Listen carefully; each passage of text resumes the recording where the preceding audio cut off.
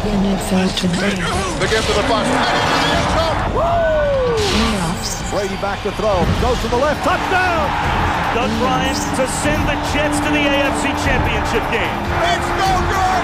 The Patriots hold this offensive juggernaut. This is good! It's over! The sweat, the sacrifice, the commitment. For days like today, the AFC Championship for the title. Best in the AFC. That's what's on the line. Their 2 Super Bowls. The Pittsburgh Steelers make history, ending a streak that started over a calendar year ago. Their biggest win. Wheels on the bus go round and round. And their streak. Doesn't matter. In this league, it's not where you've been, it's where you're going. Super Bowl. It's simple. After today, one of these 2 is headed to the Super Bowl. What game you play? The other is headed home. Stop the run! But first, it's the NFL Today. Look at all these terrible times. Starting now. Hats.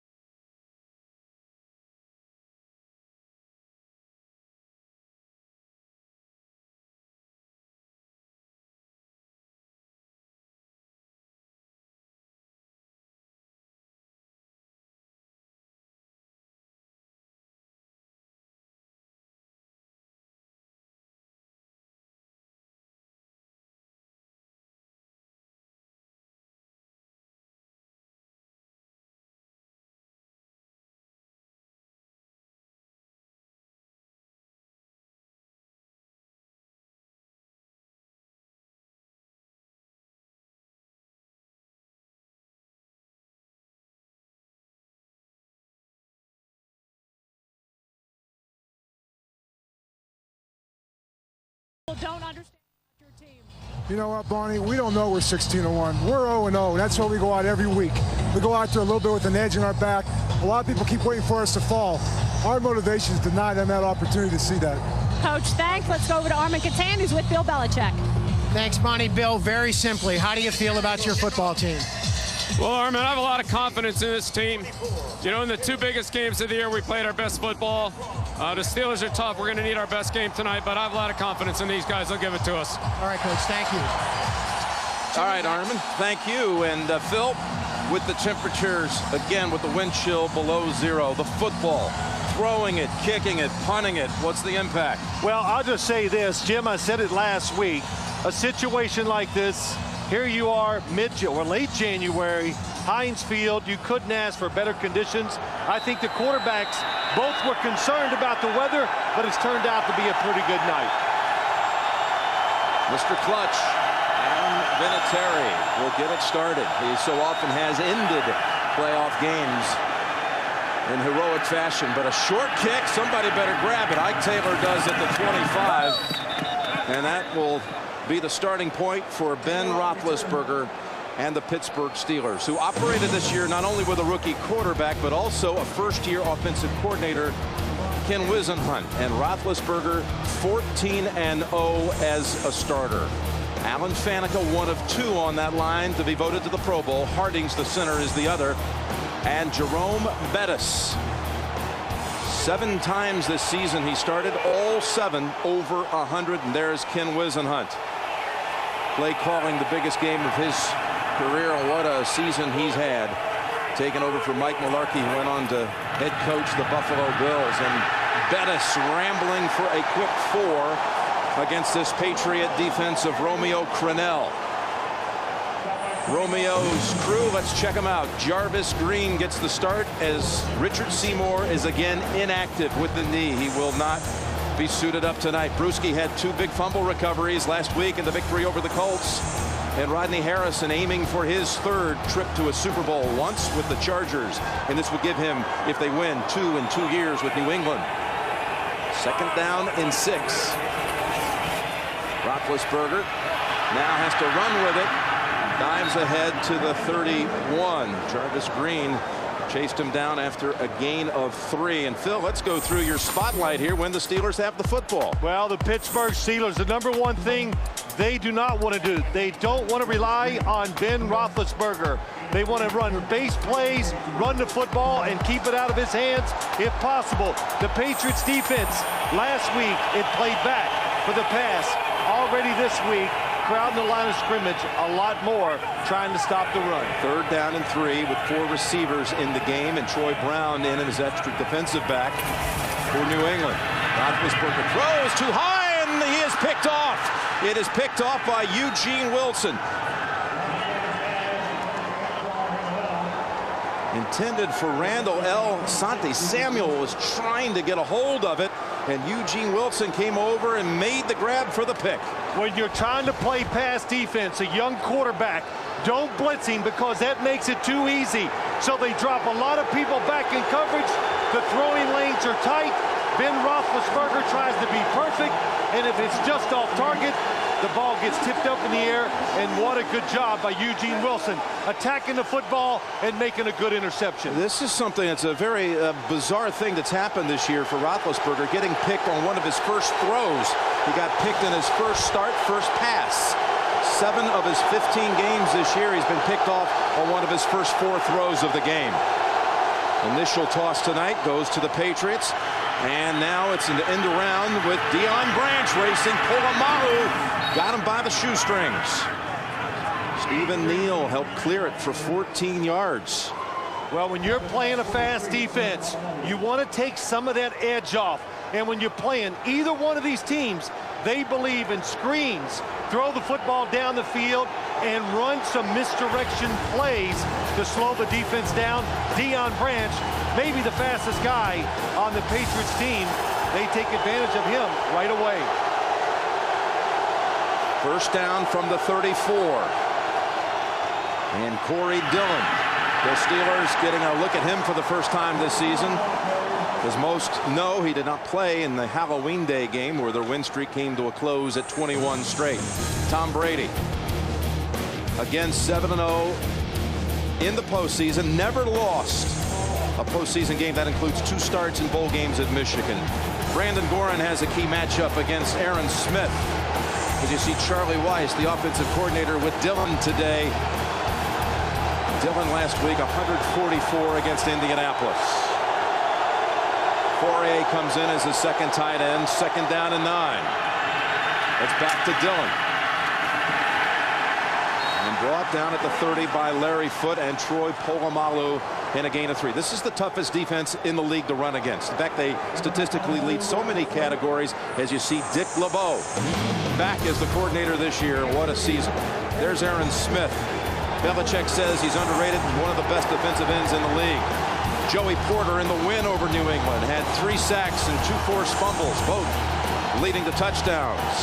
And Polamalu in his first year as a starter gets the respect of the league, gets voted to the Pro Bowl. 3rd down and 6.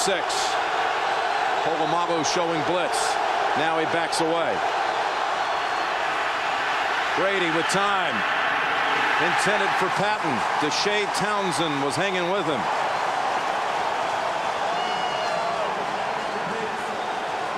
Steelers take a page out of the playbook of the New England Patriots. They do not blitz Tom Brady. Make it tough. Make him find the open receiver down the field. It's cold. You've got a fast defense. Make him make the perfect throw. Brady not able to do it that time. Well, let's see if a visiting kicker can connect from over 40 yards. Everyone knows what happens a week ago to Doug Bryant. 48 yards, Vinatieri. And Adam Vinatieri gets it there, and the kick is good. And that matches the longest kick ever in 4 years at Heinz Field by anyone, a Steeler kicker or an opponent. Patriots on the board. 27 attempts. This one from 48 yards.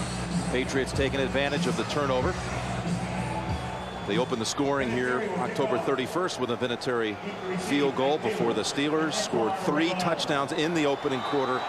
And the blitz began on their way to a 34-20 streak-ending victory over New England.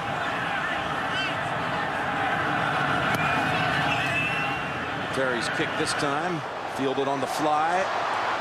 It's Randall L. looking for the outside, and Rodney Harrison twists him down. That's something you see that's kind of unusual, Jim. The Patriots, they play a lot of their star players on their special teams. Rodney Harrison on the kickoff team. Roethlisberger comes back out after getting intercepted with his first throw, and a week ago he lost his confidence early. That was the talk around the Steelers headquarters this week. And it showed when I watched the game tape. I thought he looked, I couldn't believe how uncomfortable he really was almost the whole time. This week, Bonnie Bernstein said during the pregame show, he's confident. He had a wonderful week of practice, but that is a bad start for him. Go to the ground, Bettis up ahead before Harrison rides him down. Gain of 5. Now you look at this New England defense today, and as they looked at this Pittsburgh offense, Jim, you and I talked about it. Have we ever talked to a coach where his main focus when he talked about the offense he's playing against, Bill Belichick says the offensive line. That's all he talked about. That's it. The offensive line, we got to be physical, we got to win a battle, and we cannot let them run the football up the middle, which they did the last play. Walt Rasby has come in as an extra tight end. And Randall L. in a slot to the right. 2nd down and 5. Bettis stacked up this time. No gain. Talking about a week ago, Bettis in the game against the Jets. Well, here's the reason why Jerome Bettis has been such a tremendous factor late in the year. Deuce Staley gets hurt. Well, Jerome Bettis was a situational player. Now he's healthy. Late in the season, strong, powerful, and he has taken advantage of the fact that he is fresher than the defenders that are trying to tackle him. Another 3rd down situation for Roethlisberger. 3rd down and 5.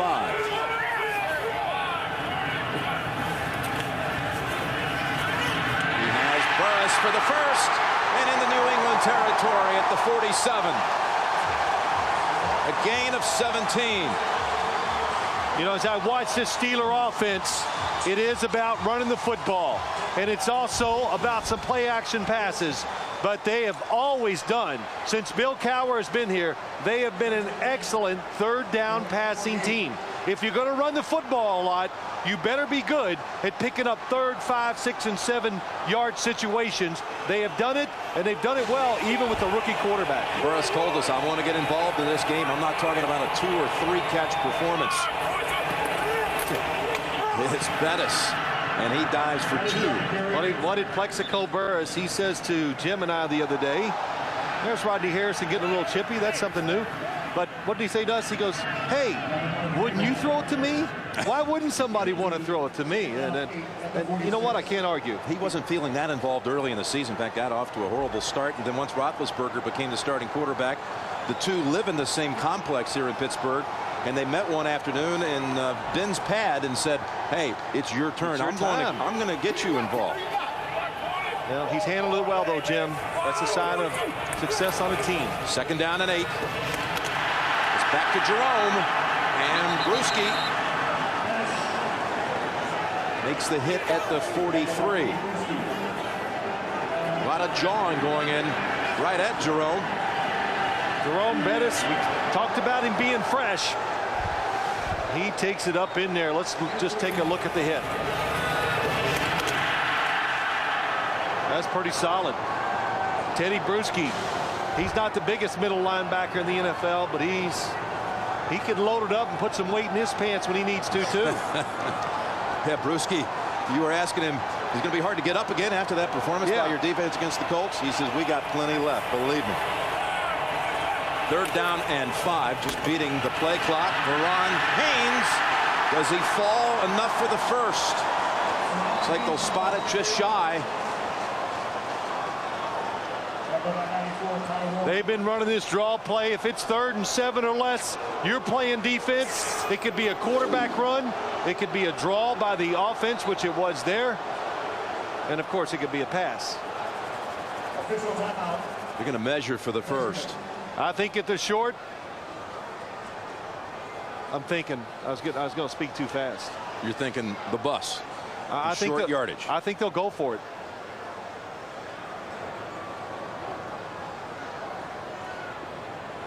Walt Anderson is the referee, his first playoff assignment of his career, and it is a good half yard. Phil, still go for it?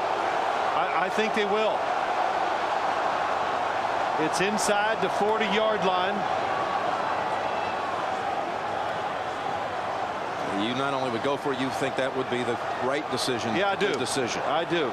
In this atmosphere, and right now, the Steeler offensive line, I think they're doing a pretty good job of blocking on and being powerful, and this is a really good way to establish what you're about today.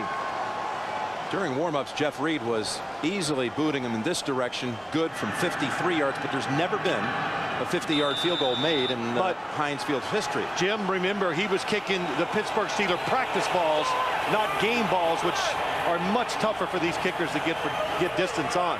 Out of the eye with Bettis. Kreider moving, and it's Bettis. Meets resistance right at the line. I think they held him back. The ball's loose. And he didn't get it anyway. Mike Vrabel comes away with the football. Patriots, excuse me, Jim, the Patriots want to be tough up the middle. They showed it that time. They played for the run right up inside, and they stopped Jerome Bettis. They'll take over at the 39. The Patriots leading 3-0. Well, Keith Traylor and Jarvis Green, the two inside defensive linemen, they cause the problems. They get into the backfield. They win the battle. Causes Jerome Bettis to be short, and Bill Belichick, 2 big plays for his defense early in the first quarter. Yeah, forcing turnovers on their first 2 possessions. It was Colvin who stripped it, Vrabel who landed on it, but he would have had the first anyway. First down, and Brady threatening to go long, and indeed launches it for Branch, has it at the 10 and in the end zone. Touchdown, New England. What a throw by Tom Brady. And he took his time. He was patient. The protection was there. He laid it out, and Deion Branch did not panic. He kept his arms down, and he ran through the football. What a play by Tom Brady and Deion Branch. It's the longest pass play of the season for New England. Didn't you think it was too far? I didn't think he would be able to get there, but he ran under it, and he beat Deshae Townsend, which for Brady, it's one of those, hey, I owed you one, because Townsend picked him back in October and ran it back for a score. This time Brady beats him for 60 yards to Branch, and it's 10-0. That's the longest pass play allowed this year by the Steelers. Branch makes the catch. 60 yards to the end zone. New England 10-0 at the start.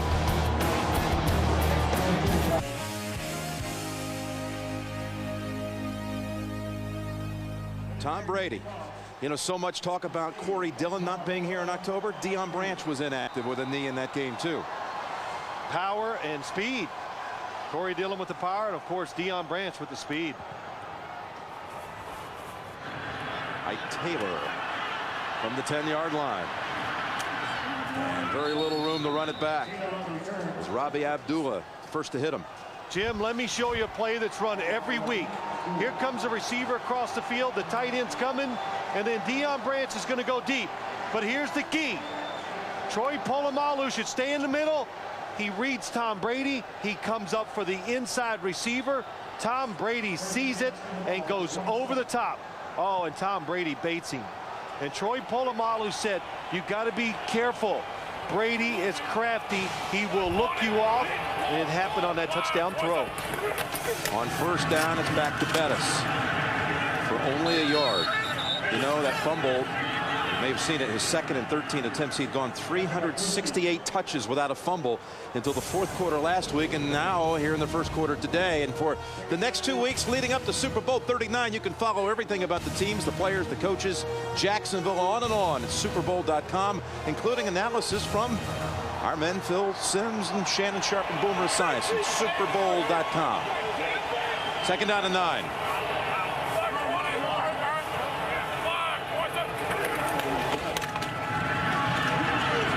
Trying the right side, and nothing doing. Only one. Last week, this was really what could have been the breaking point. Down 7 in the fourth quarter. A rare fumble by Bettis. Almost 400 touches since the last time he coughed it up. The Jets got the ball back with a 7-point lead in the fourth quarter, and that, according to Bill Cowher, was when our team was defined. He said, I got so much faith in my team. Even after that, we hung in there, came back and scored, and of course they eventually won the game. Third down and 8. 3 rushers. Good cross, short of the first by a couple. This is what I expect from the Patriots defense. When it's third in an obvious passing situation, they are going to make Ben Roethlisberger. Look at Mike Vrabel just destroy the receiver. They're going to make him see the receiver in a tight spot and make a really good throw. It led to 1 interception, and that time it doesn't lead to a first down for the Steelers. Hines Ward stopped 2 yards shy. Hank Poteet, by the way, the first to tackle him, just signed some 11 days ago. He was attending classes at the University of Pittsburgh, had not played the entire season. Poteet made the hit on Hines Ward to force the punt of Gardocki. Troy Brown, he ran one back 3 years ago here in the AFC title game, but unable to shuffle past the first wave. 6 yards on the run back after a 44-yard boot, but back they come onto the field with that offense, up 10-0. You can look to the skies for MetLife, CBS events later this year. Brady and the Patriots, a field goal and a touchdown in the first 2 possessions. Start this series at the 27. Daniel Graham with Larry Foote hanging right with him. Loss of a yard.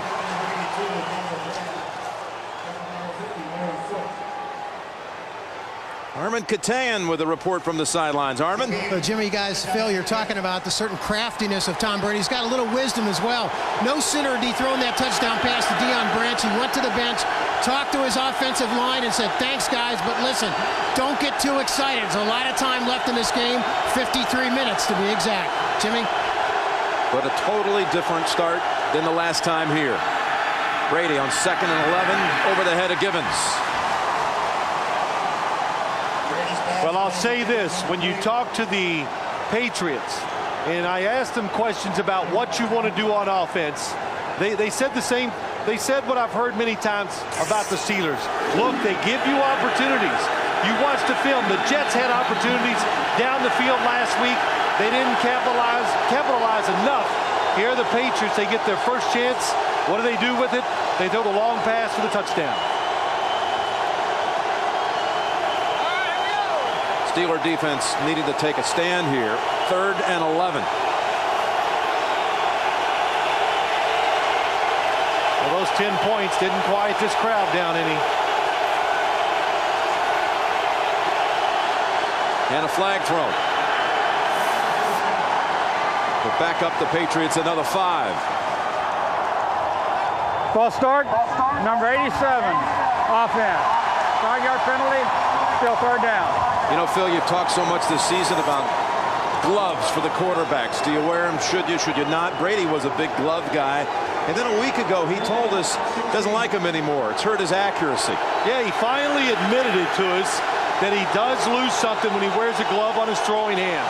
He wears one on his left hand, to protect it, but you absolutely lose touch. The short passes, you lose that when you wear the glove. 3rd down, 16. Porter coming in. Brady steps up. Pass knocked away. Big hit by Chris Hope. Givens looked like he should have had it right at the 1st down yardage. Hard to catch a football when you get hit that hard. That's how you want to play defense. See the throw, then react to it. Do not guess. That costs you a touchdown. Tom Brady looked it off. He leads him a little too far inside, and that is an excellent hit by Chris Hope. And Josh Miller is in to punt. For 8 years, he was the Steelers' punter. And this is an ugly one. Hits at the 50 and deadened right away by Vrabel at midfield. Only 27 yards on the punt. Roethlisberger set up in good field position. The big hit forced the punt, and the Steelers will take over at midfield. Of Johnny Carson, and all of us at CBS join the rest of America to mourn his loss. The king of late night, and a true television legend, American icon, who will be so deeply missed.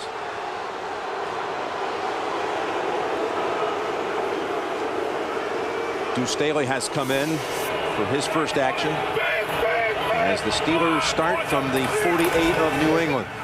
They fake the Deuce. Toss complete at the 30. Hines Ward to the 29 before Brewski wraps him up. That's how you get your quarterback in rhythm. You throw on 1st down, and you throw it down the field. Plexico Burress, he goes deep. It opens up a big throwing lane for Ben Roethlisberger, and he puts it right on the money to Hines Ward. But down the field throws are much easier for a young quarterback in a big situation like this than those short, tough throws when you're trying to throw it between defenders. And that was the first time they called pass play on 1st down, and it worked for 19. Running this time was Staley, trying to get to the edge, and Ty Warren brings him down after a gain of 4. The Steeler defense had to switch the momentum in this game with a 3-and-out, and they did so. They did it, Jim. If that's the strength of your team, then it's got to come through in tough times. They did it. Now that Deuce Staley is in, if you're playing defense for the Patriots, now the field has opened up because he will take inside runs, bounce them to the outside, and Ty Warren, that was an excellent play to stop a long game. There was some room on that side if Warren wasn't able to make the tackle on 2nd and 6. Staley for no gain. Asante Samuel comes up and forces the pressure and the hit for no gain. Sunday, February 13th, Tom Brady, Richard Seymour, if healthy, Hines Ward, James Ferrier. They'll join standouts like Manning, McNabb, Vick, and many more in Honolulu for the 2005 Pro Bowl on February 13th. Boy, if they had a category for most versatile player to come to Honolulu, it would be Troy Brown, given what he's done this year. He's in on 3rd and 6. Running down the line, looking at Hines Ward, now backs off. Roethlisberger on the run, and that's an errant pass looking for Lee Mays at the 10. I don't know who he was throwing it to. I thought he was throwing it to Hines Ward, and the football got away from him. He has complained, you know, when it's cold, it's sometimes tough. Look at Hines Ward in front of Lee Mays, wide open.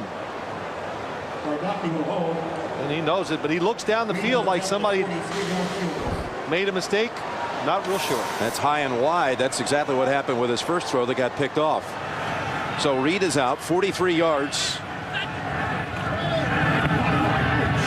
And Reed, with a streak of his own, delivers.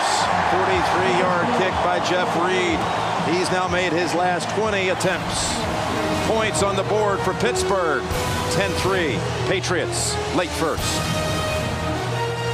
Booted it through, and our man Marino back in his hometown of Pittsburgh. That's right. Yeah, he helped get us over to the Steelers compound this week. He said, guys, I've got it under control. Wasn't that amazing? He was at the hotel. We let him get in the car with us to go to watch practice and do some work. He told Lance Barrow, the producer, turn that GPS system off. Yeah, we don't need all it. that. I'll tell you how to go, and he got us lost. We ended up on a dead-end street. We're a couple hundred yards from his house, and he's lost in his own hometown. It was incredible. Welcome home, Dan. That's right. Bethel Johnson. Patrick pass. Await the kick. It's Bethel Johnson at the 7. Very dangerous. And he is out to the 31. Krewalt holds on to the ankles. Tonight, the network that brings you TV's #1 drama, CSI, introduces the most anticipated new drama of the season. It's Numbers. USA Today calls it an excellent high-speed, high-tech mystery that's another CBS hit. Don't miss the premiere. It's coming up right after the game tonight. Hines Ward, who had the 19-yard catch that helped set up the Pittsburgh field goal. Dillon and Patrick pass line up behind Brady.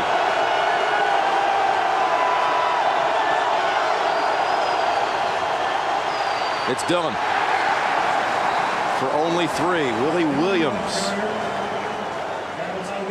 hit him low and brought him down. Corey Dillon, what a season he's had. He bettered his all-time Cincinnati season by exactly 200 yards, 1,635 yards, where he ran for 3 years for Dick LeBeau as his head coach. LeBeau going against him tonight as the D coordinator of the Steelers. 2nd down and 8.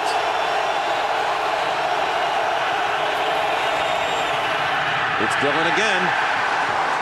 And 2 more, that's all. So tough to run the football inside against the Pittsburgh Steelers. If you want to have success, you got to go out off tackle or outside. And James Ferrier, he had as good a year on defense as anybody in the NFL. Against the run, against the pass, he makes the other team turn it over. They will not run another play here in the first quarter. Remember Halloween? 21-3 Pittsburgh after 1. It's 10-3 New England today in the AFC Championship game. Scoring in the first quarter on the season. Had that monster quarter against the Patriots. The first time only a field goal tonight. Take note that New England's the highest scoring second quarter team in the league. They face third down and 6 from the 33. And it's David Patton hauling it in for the first. It's Chad Scott, who missed much of the season with a knee injury, was trying to defend. When you watch the offense of the New England Patriots and you compare it to what the Steelers do, Tom Brady, when he gets the ball on a third down situation, every receiver is in play because he can go to the right side, left side, down the middle. Where the Steelers, they narrow it down and just tell their quarterback, go to one side and look at 2 receivers. Tom Brady saw that the coverage was off and made a nice throw. They got Russ Holstein in as an extra tight end. On first down, Dillon able to knock shoulders and move ahead for 5. Corey Dillon, we were talking about him a moment ago, having played for Dick LeBeau.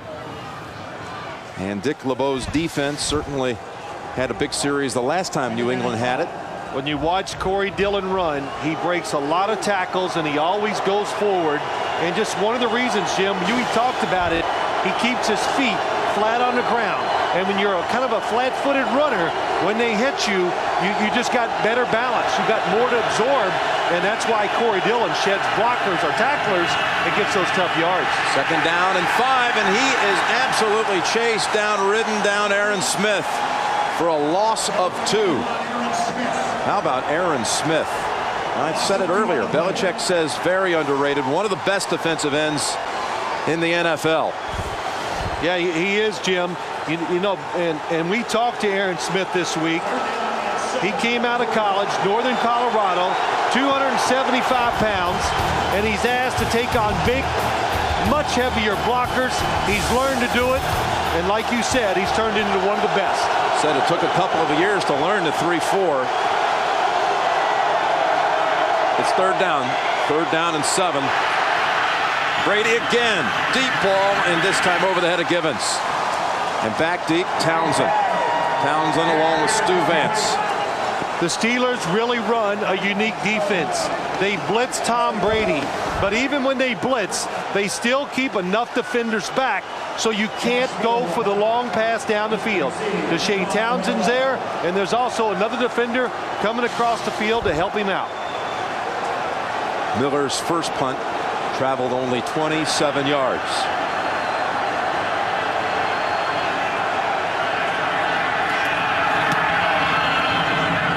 This one far better. Randall L. back at the 10.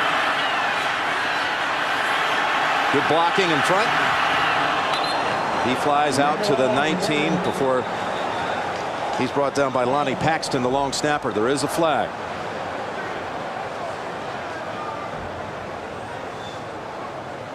Miller caught that one for 45 yards, and you'll remember, Phil, when he was Pittsburgh's punter in the AFC final 3 years ago against New England. There's no foul on the play. All the action is legal.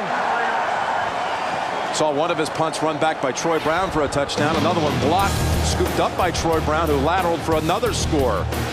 Steelers come back out down 7, second quarter. With the Steelers coming out at the 19-yard line. Shaky start for Pittsburgh, turning it over. Its first 2 possessions leading to the field goal. Vinatieri 48 yards, and then after a Bettis fumble, 60-yard hookup Brady to Branch. Staley remains in the game, and Staley runs into Rodney Harrison up at the 24 for 5 yards. Now let's take another look at a Sim spotlight. Well, we talked about it. It's easy to see the game plan for the New England Patriots. Don't let them run the football. Crowd the line of scrimmage, and when the big boy's in there, Jerome Bettis, look inside and be careful when Deuce Staley's in there.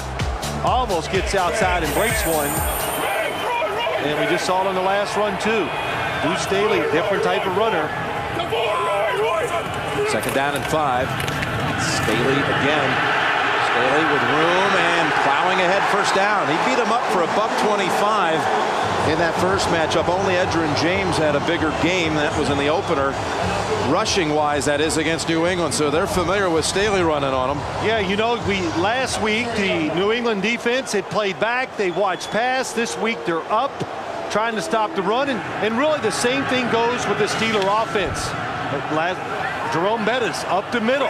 I thought all along coming into this game that their chances of running the football were going to be with Staley outside. Now they stop play for a moment. Timeout on the field.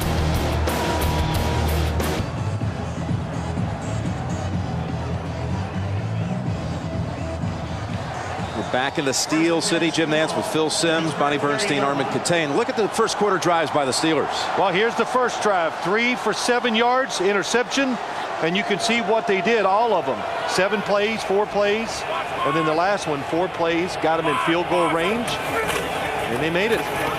First down, back to Staley for a loss of 1. We were waiting for the signal going to the break. It was a timeout called by the Patriots as Rodney Harrison limped off the field. He's been replaced by Dexter Reed.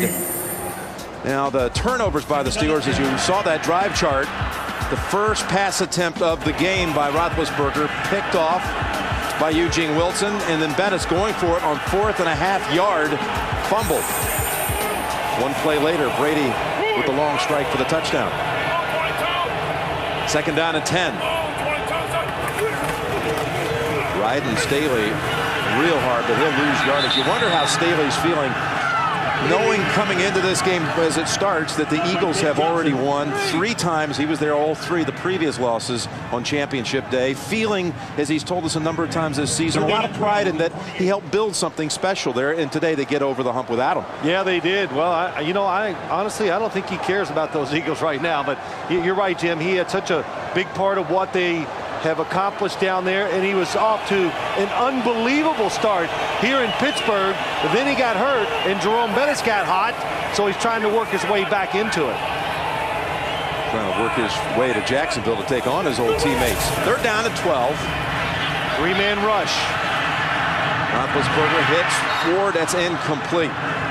Really a terrific strategy by the New England defense. There's nowhere for the quarterback to run because they're not really trying to rush him too much. Once he moves, then they go towards him, and look at all the defenders. They're looking at him so they can attack the football when it's in the air. How about Hank Poteet? He makes the hit to knock it loose. There's Romeo Crennel, the defensive coordinator, who everyone knows is going to be the Cleveland Browns head coach. About time, and you know, well deserved, and still doing a terrific job. Of course, here with New England. Troy Brown moves up and will not field this one. He'll let it go. And the generous roll down to the 30. For Gardocki, 42 yards. 10-3 New England. What makes CSI Miami Monday's most watched show? It's tomorrow at 10, 9 Central here on America's most watched network. First down from the 30. Patriots haven't gotten anything going the last 2 series, but they start out with a nice rhythm. Pass to Fourier for 9 yards, and let's head down to Bonnie Bernstein. Well, Jimson's giving up that long touchdown bomb to the Patriots. The defense for the Steelers had a little more fire in their eyes, probably fueled by Joey Porter, who before the last 2 drives has huddled up the entire defense and reminded them of what Bill Cowher told them. You got to be physical with New England. You have to tackle. You can't give Brady room to throw. Porter had his best game of the year against New England October 31st. Cowher said we need another one of those from Joey today. That's the one where he had 3 sacks, 2 forced fumbles. Second down and 1, and Dillon gets to where he needed to go for the first down. Corey Dillon at Cincinnati. His first 7 years in the NFL, his win percentage total 27%. That's it. Now you come here, including the win last week in the playoff, 15-2. He's got almost half the total number of wins he had in 7 years in Cincinnati. And what an addition he has been. Led the league in yards per game. He missed some action, but 111 yards every time he suited it up. Tops in the league. First and 10, and play action fake to Dillon, and again Brady airs it out. Branch holds on at the 13. Hope and Polamalu doubled up, but not until Branch brings in another big one. This one for 46. 2 extremely impressive plays in this game so far, and they both have been Tom Brady to Deion Branch. You saw the move down the field. Wow, Polamalu on the hit, and he still hangs on. The Patriots, they make the tough plays. The receivers, they seem to always hang on to the football. And Tom Brady, I'll tell you, that was a strike. And that was a strike by Polamalu. I don't know how he held on. Branch over 100 with those 2 catches and the touch. From the 14, Brady sets up screen. Dillon for 5, down to the 9. James Ferrier on the hit. When you play against this Steeler defense, it's not going to be pretty for you if you're quarterback. You know that going in. Tom Brady knew it was going to be tough, but your game is going to revolve around a couple things. Are you going to turn the football over? And when you get a chance to make a big play, are you going to get it done? No turnovers for Tom Brady, and 2 big pass plays. That's getting it done. Last week, his longest pass play against the Colts went for 17 yards. It just shows you again, they changed their team according to who they're playing against. Short passes last week. This week, they're looking down the field almost every time. Wide receiver screen. Gibbons, he will walk in. Touchdown, New England. Willie Williams had a play on him. Gibbons just tiptoed past him for a 9-yard touchdown. Yeah, the old Steeler Heinz Field got him. That's what happened. Willie Williams, as he was coming up, the footing just went right out from under him. I can see the skid marks from way up here where he slipped and fell. How about David Gibbons now? He has caught a touchdown in his last 4 playoff games. AFC Championship game last year, the Super Bowl last season, last week against the Colts, and tonight again. Vinatieri, 2 touchdown advantage, 2 Brady touchdown tosses. This one to Gibbons. 17-3 New England. Started with their 2005 Fantasy Baseball League today at CBSSportsLine.com. Are you going to join? No, I'm out of that. Wow. Sounds like you are. No, you're in NASCAR fantasy, this fantasy. the run back, Ike Taylor. And Rodney Harrison, who had to sit a couple of plays, back in and makes the tackle. Let's go back and look at this touchdown. When a receiver comes in motion, especially near the goal line, defenders have a tendency to back off. So Tom Brady sees this, and they throw one of these quick screens outside, and then you see it. Willie Williams, as he's coming up to make the tackle, he slips out. Watch Tom Brady. Sends him back outside. Now, I'm not sure if this was the play called or is this one of those times where they said, hey, if they're going to stay off of us, let's throw the ball out there real quick and make them tackle you. Well, Charlie Weiss taking care of his Notre Dame guys. Gibbons. That's right. With the Fighting Irish. Been with the Patriots now 3 years and coming up big in the postseason. 3 more yards for Deuce Staley. Let's see. Tom, no, I just want to say Tom Brady, what a start. What a difference, Jim, in this game.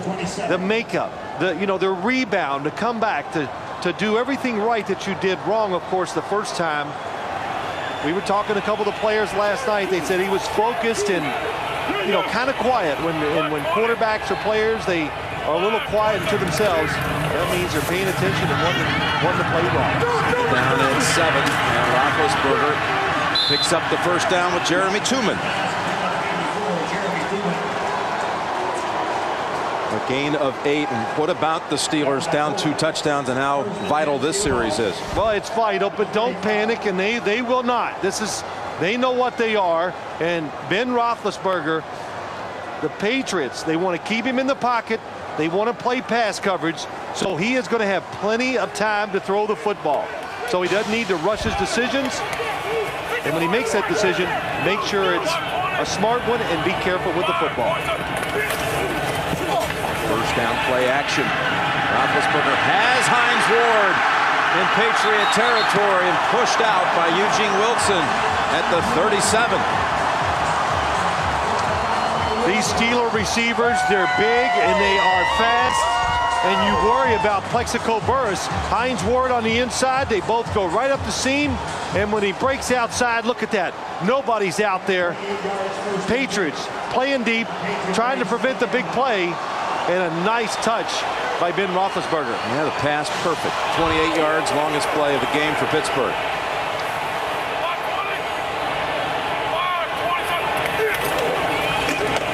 Staley. Only a short gain, that coming after the first play for 20 yards or more allowed by the Patriots in this postseason. Remember, the Colts didn't have any 20-yard gains or longer last week. And this game, the second coldest all-time in Pittsburgh. It almost seems hard to believe. I've watched so many of these playoff games here in Pittsburgh. It's snowing, ice. Well, of course, a lot of them have rained over the years, but I used to watch some of those great Steeler teams. Second down at 8, but with the intensity in the air, you don't feel that cold right now, do you? Staley for about 2. Guarantee the players don't. Well, that answered your question. You were always asking me, oh, come on, this weather's got to bother the players. It's got to be cold. Well, Jim, here we are in an open booth, and we got a little, adrenaline going, but you're right. You said, hey, I'm not even cold. So, and I looked at you and I said, well, the players are not. So the elements are not the factors a lot of times that we make them out to be. 3rd down and 6. They bring in 4 receivers, and Veron Haynes in is the running back flanking Roethlisberger.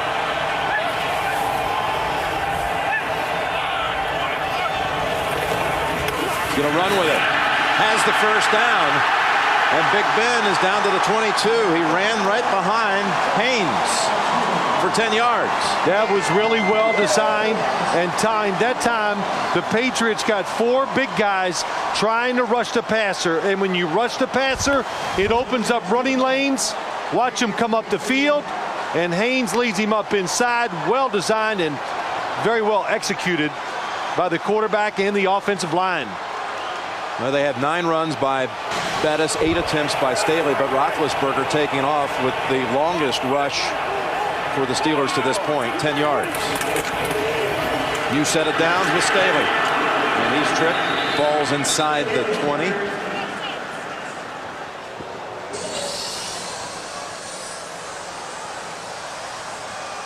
Staley and Bettis, what a 1-2 punch against Staley starting the season, and then got injured against New England. That's where the hamstring injury occurred.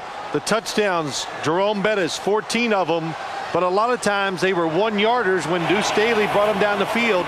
At the beginning of the year, Jerome Bettis, he had a unique role. That was to run the football once they got inside the 5-yard line. 2nd down and 6. Roethlisberger picked off.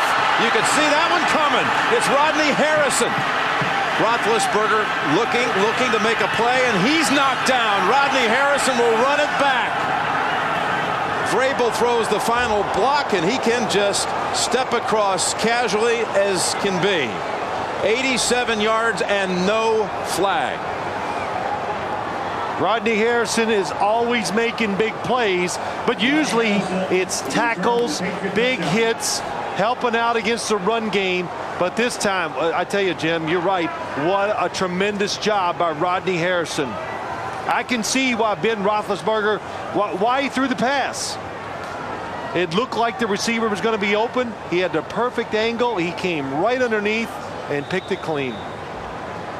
What a play. 87-yard run back. It's the 2nd straight game. Roethlisberger has had an interception return.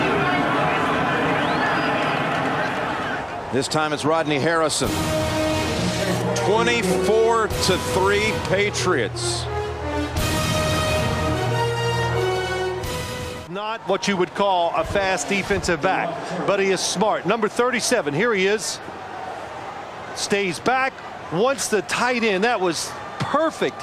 He waited till the tight end made his move, then he broke on the football, just the way you would teach it if you were a defensive coordinator, and Ben Roethlisberger did not judge it correctly. He gets the interception for the touchdown. He was looking for Jeremy Tooman.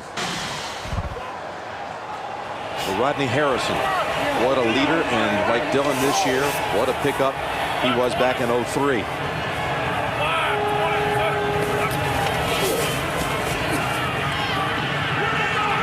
Roethlisberger gets away, and he'll run for another good gain out near the 40 as we reach the 2-minute warning. Roethlisberger has been picked twice. The second one, though, a killer. Run back by Rodney Harrison, 87 yards for the touchdown.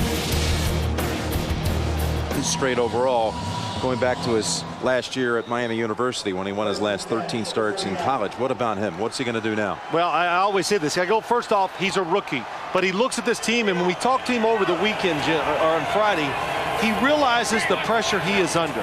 This is a good football team. He does not want to be the reason why they don't go to the Super Bowl. So that's tough on any quarterback. Goes long to Burris and almost picked off again. Asante Samuel.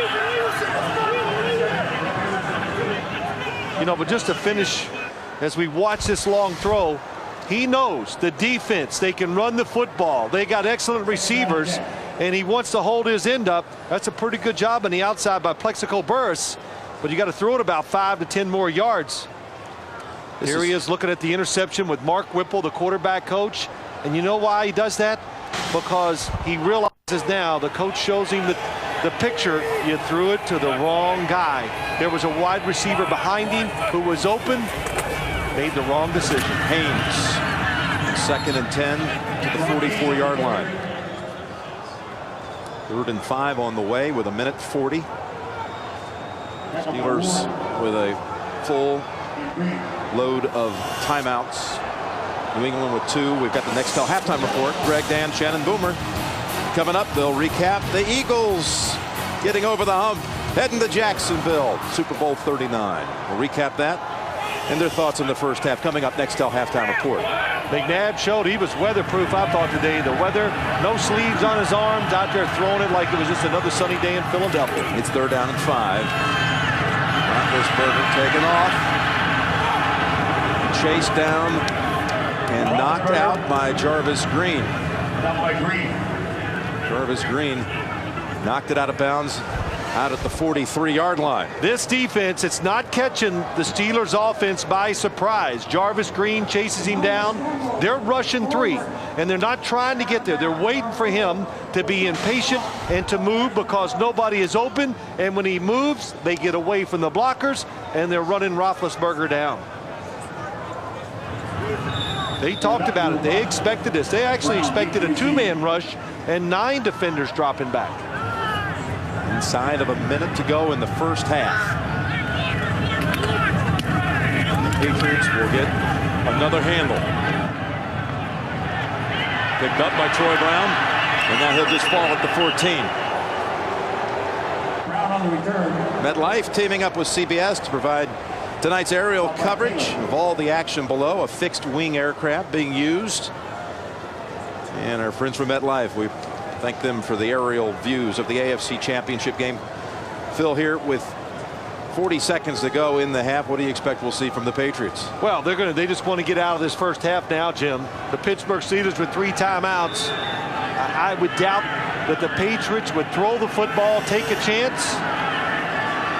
The only way they would, of course, the Steelers, they should use a timeout immediately if the Patriots do run the football. Run it with Dillon. Doubled up after a gain of about 4 by Kilo von Oelhoffen. Aaron Smith over there and Joey Porter. And there's the timeout called by Pittsburgh. 31 seconds. 31 seconds timeout. Steelers.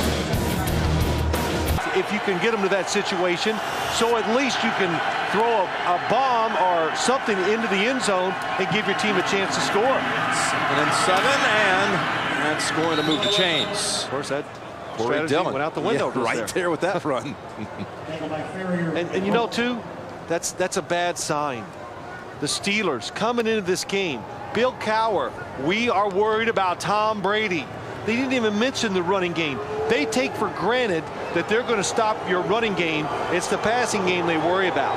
24-3 is the halftime score. Tom Brady, he told us the week following the game against Pittsburgh, we were in St. Louis, he said, we want another shot at them. We're going to see him again, and I'm looking forward to it.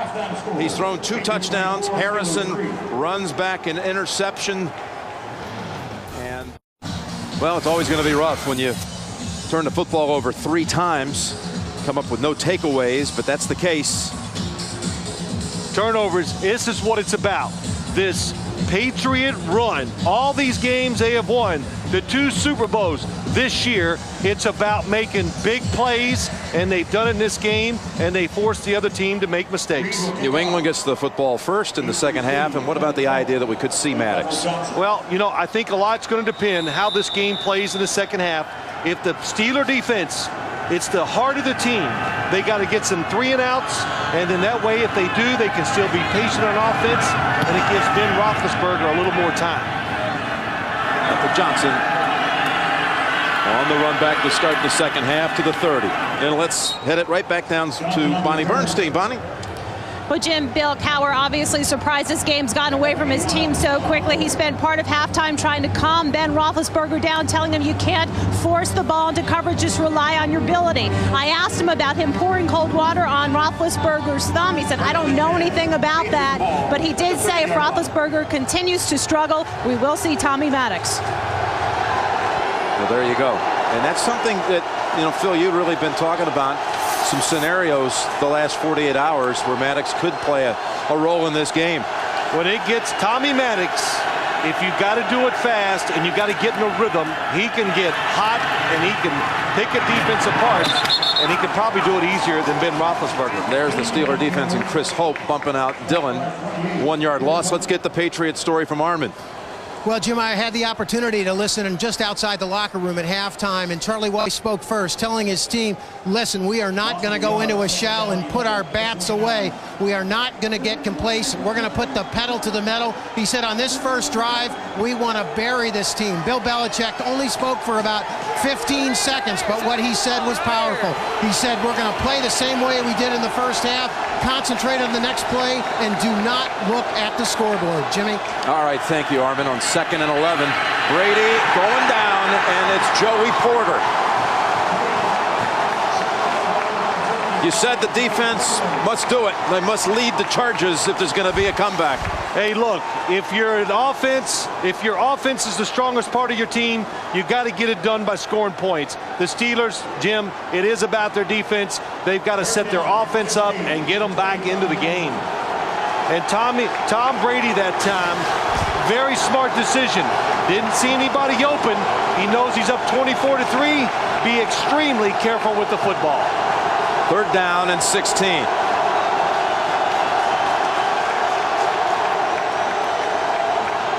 From the gun. Blitz is picked up. Brady release. And 3 and out. They were talking about the knockout punch with this opening series, but they'll be punting instead. Well, there is a blitz by the Steelers, but the coverage downfield is excellent. This time, look at David Patton down the field. Chad Scott has him all the way, and there is no room to throw that football to him. Scott had that side shut off. Miller, remember, had a poor punt going in this direction. And the low one picked up by Randall L. And to the 44, that is a good point to start if you're Pittsburgh, needing to get something started. Roethlisberger, how will he handle the second half? We'll find out in a moment. Tommy Maddox waiting in the wings. Could see action. And we talked to Bill Power. You proposed would there be a scenario, and he said he did come to Maddox at one point this week and say, remember who finished that game in the AFC title game for New England when we played him 3 years ago. It was Drew Bledsoe. Drew Bledsoe came in and threw a big touchdown pass. Said he reminded Maddox. 6 yards for Bettis on that carry. Troy Brown running it back. Brady got hurt. Bledsoe came in, found David Patton for the only offensive touchdown. Then the blocked field goal, scooped up by Brown. Laterals to Antoine Harris for another return. 2nd down and 4. And Roethlisberger on target to Randall L. inside the 40. Gain of 12. Well, look what has happened to Ben Roethlisberger. The first 11 games, he was terrific. And then defenses, better defenses, and him getting tired, I think, had something to do with it, too. The statistics started to go downhill. Less touchdown passes, more mistakes. Some of the magic of running around and making the plays down the field, they were backfiring. Getting out of the pocket and turning the football over. It's Bettis met at the line of scrimmage. Ben last week picked off twice. Reggie Tongue returning one for a score. Twice in the first half here. Rodney Harrison running one back for a score. I'll tell you what, that first pass he threw here in the second half, if he's nervous, he didn't show it. Dropped it right over, threw it over a linebacker right in front of the corner. Perfect first throw for Ben Roethlisberger here in the second half. 2nd down, 11. Bettis lost a yard on that last carry.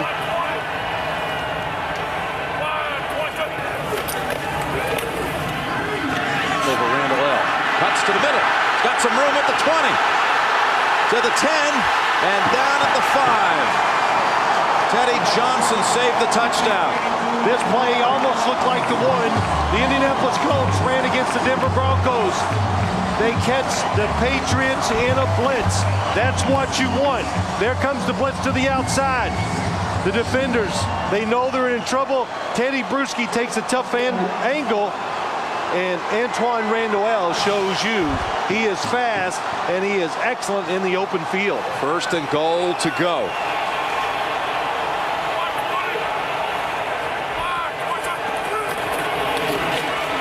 Ride with the bus. He's in. Touchdown, Pittsburgh.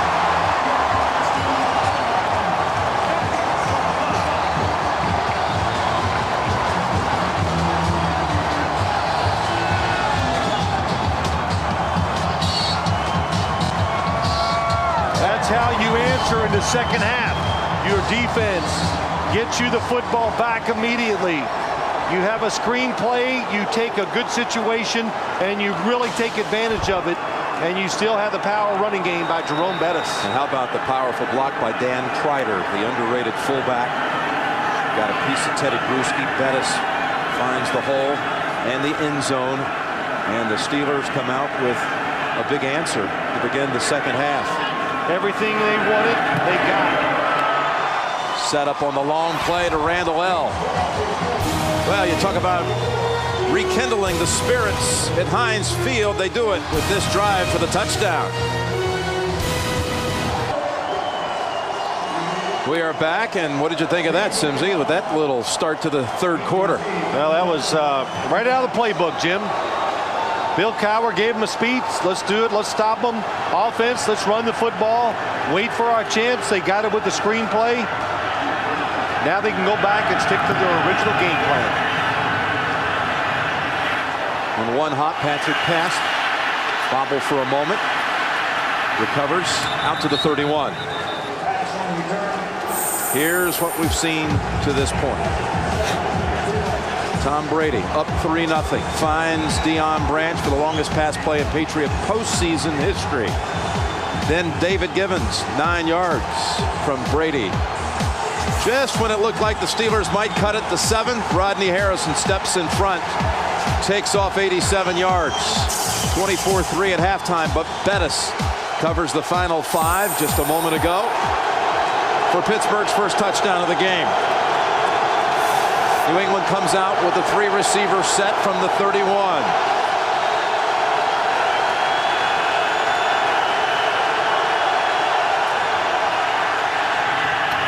Givens bumped out by both Hope and Willie Williams. Givens had his finest game of his career in that loss back in October. He was the main target for Brady during Branch's long absence. Branch missed about half the season, and Givens scored 2 of his 3 touchdowns in the regular season in the loss here at Pittsburgh. David Givens, a late-round draft pick, Jim, like you said, out of Notre Dame, has just made himself into a frontline receiver over the years. Got good size and good speed. And with his score in the first half today, 3 of his 4 touchdowns, actually 3 of his 5 now in the season, come at the expense of the Steelers. Ferrier, Higgins, and Porter stopped that one for no gain. So many times when you watch teams try to run the football against this Pittsburgh Steelers defense, hey, if you gain 5 yards, you've had a tremendous run. It is fast, it's physical, and the style of defense they play, the 3-4 makes it extremely difficult to run against. Brady, big numbers. You saw Dillon only 2 yards a pop, running against a team that was #1 against the rush, allowed the fewest yards and the fewest points. This defensive unit of Pittsburgh looking for another 3 and out, but they won't get it as Branch hauls that one in for 7 and a first down. That was a clever play by the Patriots. It's hard to pick up that first down. I always say that. And they get a formation, they move people, they make a quick play action fake, and Joey Porter, he's mesmerized by everything that's going on, not able to get underneath Deion Branch to stop the first down. You know, you were talking about Givens. It was Brady who told us last week before the Colts game, my 3 receivers, there's so much talk about the Colts, have all had good years that haven't gotten a lot of notice. Dillon for no gain. Said Givens had his best year, Patton's had his best year, and Branch, when he's played the best ever when he's been healthy. Here's your NFL.com poll. Which team will win Super Bowl 39? New England, Philadelphia, Pittsburgh. Cast your vote, NFL.com. 2nd and 10.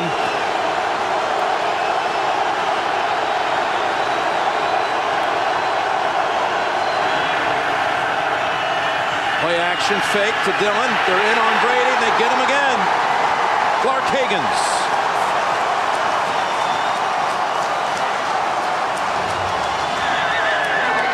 Which linebacker is going to come? That's what makes it so hard to defense this football team. Is it Joey Porter on one side? You got Clark Higgins on the other. The Patriots trying to keep this defense honest by being patient and running the football some, but they don't care. They bring pressure regardless. Higgins was Porter's roommate in college. Now they're on this defensive unit together, and they each have a sack in this half. 3rd and long, and a flag is thrown. It's going to be against the Steelers for holding.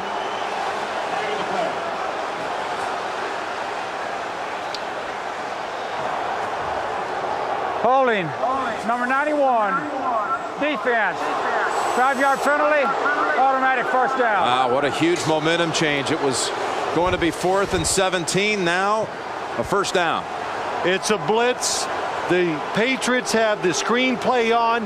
Aaron Smith, the defensive lineman, good shot. He has the running back, Kevin Falk, his arms wrapped around him. He diagnosed the screen play, but it's hard for a big man to act like a defensive back and stay off the receiver until the football gets there. That's the first Pittsburgh penalty of the game. But it's a big one. First down, Patriots. Up top, Givens. Ball loose. Pittsburgh has it. Willie Williams, and a flag thrown. Willie Williams knocked it loose. Givens got decked. That's like the 3rd time tonight he's been walloped. And let's see him sort this one out.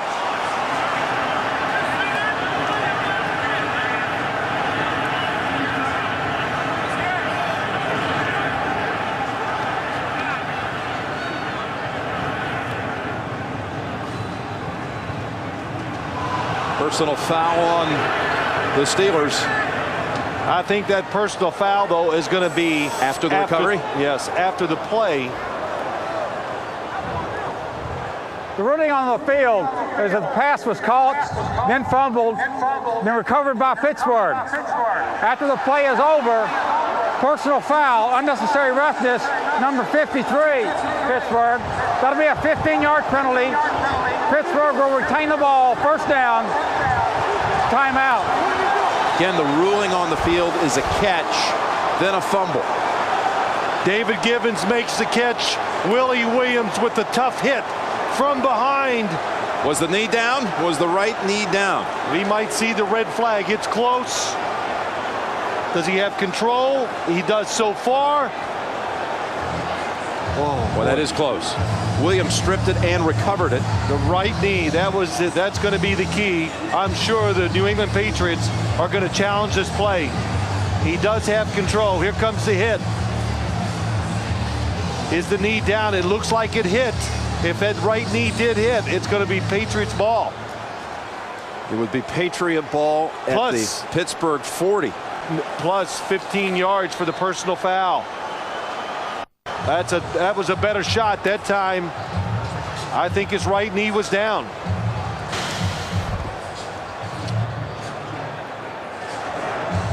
What did you think, Jim? I think he's down. So the challenge issued by Bill Belichick.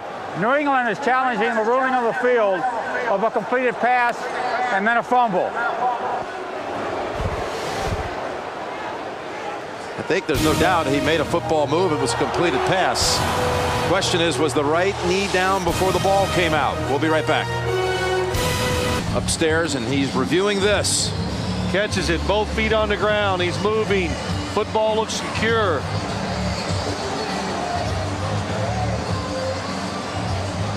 Does the right knee hit the ground? It does. And then Clark Higgins hits. Clark Higgins comes in. That's a late shot on Daniel Graham, and it adds 15 yards.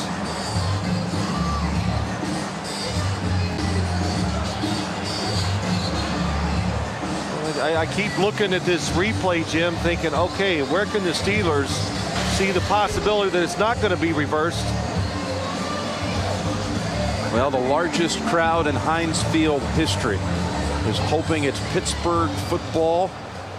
But will they have their hearts broken? Back to New England. After reviewing the play, the receiver catches the ball, and his right knee is on the ground before the ball comes out. The ball is at that spot. belongs to New England, and we will still assess the personal foul penalty against Pittsburgh, 15 yards. It will be New England's ball, 1st and 10 at the Pittsburgh 25-yard line, and New England has not charged a timeout. Now that's double dose. You had it right all along, Phil. Bad news for the Steeler throng, as they'll now have the ball at the 25. The Patriots will. Yeah, it was. Then Clark Hagans adds to it. You know, you think back to this drive. They've got him stopped. The crowd is going crazy. Tom Brady throws a screen pass away. There's holding. Okay, they get a 1st down. They think they've got a fumble recovery. So a lot of adversity right now for the Pittsburgh Steelers team. From the Pittsburgh 25. Back to Dillon. His first running lane of the day. Dillon takes off. He's in for the touchdown. Patrick Pass and Stephen Neal led him to the end zone. Boy, the Patriots, they come out in nothing but a running formation. They just lined up some extra tight ends and said, we're going to run the football. And they outnumber the Pittsburgh Steelers. 2 tight ends to the right. Stephen Neal pulls around. Patrick Pass seals off the inside. Stephen Neal knocks Clark Hagans outside, and they get a tremendous running lane for Corey Dillon. First play after winning the challenge. They take off with a rush unlike any other for the night. His first 12 attempts, 23 yards. 25 on this one to go back in front by 3 touchdowns. Consider that drive for the Patriots. It looked like it might have been brought to a halt back at its own end, New England's own end, on 3rd and 17. They had the holding call against Aaron Smith. Then they won the challenge, plus another penalty to aid the drive. And 1 play out of the challenge, Dillon takes off for the touchdown. Just when it looked like the Steelers defense had come up with another stop. Randall L. gets to the outside, and they'll start near the 40. They'll start near the 40, but just as they were at halftime. They're down 21 midway, 3rd quarter of the AFC title game. New episode of the CSI New York hit drama, Wednesdays at 10, 9 Central. What'd you say? Forget about it. Well, that was what you said. You didn't stay in your room long enough and practice that one. How would you say it? Roethlisberger on 1st down, all kinds of time, looking for Burris. Went off the fingertips of Samuel, and then I thought he might snag it, Burris.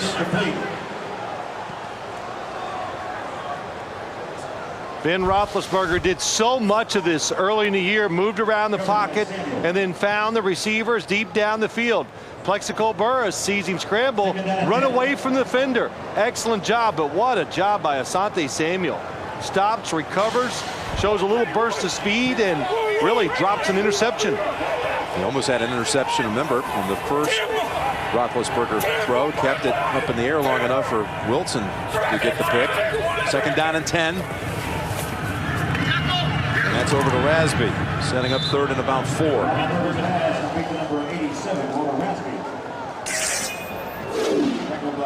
Well, there's no reason, even though you're down 21 points and you've had some problems on offense, you can still do what you do. In other words, be patient. You still have time, especially the way your defense has come out here in the 2nd half and showing that they can make some plays. Just got to get rid of the penalties. Reinforcement brought into the secondary for New England. Troy Brown, Hank Poteet. Poteet getting a lot of action tonight and delivering. 3rd down and 6. Roethlisberger gets the first with ease. Alan Faneca helped him out with that for 9 yards. Ken Wisenhunt says, okay, you want to play these 3 down linemen? We got 1 more guy than you do. And look at that hole. Teddy Bruschi trying to fake the blitz. Then Alan Faneca, big man on a little man, tough for him to get around him. And Ben Roethlisberger, a big quarterback, just lays in there and gets some extra yards. He's their leading rusher. How about that? 34 yards. As Bettis has 28, Staley 26. Bettis, 2nd effort for 6. Got away from Ty Warren. Yeah, the last time they had it, remember, the only time they had it in this third quarter, they drove for a touchdown, a Bettis 5-yard run. Yeah, you know, and I think, you know, the fans, everybody, they get restless when they see a running play. Don't get restless. Keep the defense honest. Stay with what you're doing. Don't panic, and the opportunity will come. 2nd and 4. Looking pass all the way, lofting it, and over the head of Tooman, and almost a second interception of the game for Harrison. You know, when you run a pass route, you always got to think, even if you never see it in practice, that, hey, you're the guy. It's coming my way. And that time, Tooman, you're the receiver. 84 coming down the field. Oh, there it goes. You got to dig the whole time. Never give up. 3rd down and 4. Is this 2-down territory, Phil? No. Is that pretty direct? 5 minutes to go, 3rd quarter. On the 39 of New England. If they don't get it here, Jim, I would be very surprised if they don't punt the football. Go inside with Haynes. Boy, what an effort by Haynes. Let's see if they give him the spot. Tell you what they're doing. They're going to make this New England defense stay in there and think run regardless of the 3rd down situation. 1st down. That's twice we've seen that draw play to Haynes. We've seen Ben Roethlisberger run a couple times. And Haynes, he knows the situation. It's 3rd. He needs that extra half yard, and he reaches out and gets it.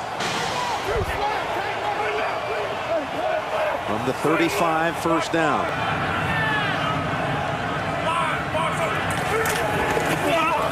Go Bettis up the middle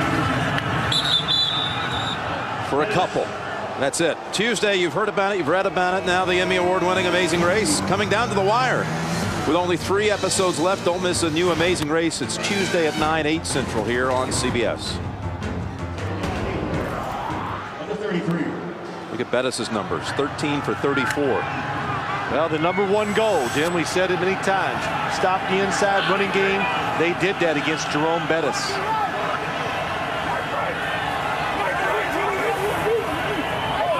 Second and 8, Tooman lining up as a receiver. Bettis looking left side. And was there a fumble in there? I didn't see any official throw that blue beanbag they have when they think there's a turnover. Well, New England comes out. Randall Gay comes out with the football, but they're signaling Pittsburgh possession. He was down.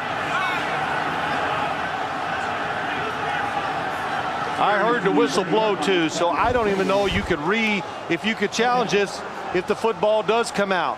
A lot of defenders around Jerome Bettis. Is that Teddy Bruschi coming across and just hitting him? Yep, he sideswipes him with the body that I think knocked it loose. And you know what? Forward progress was stopped. Anyway, so it is Pittsburgh ball. 3rd down and 5. And this is 4-down territory, Jim.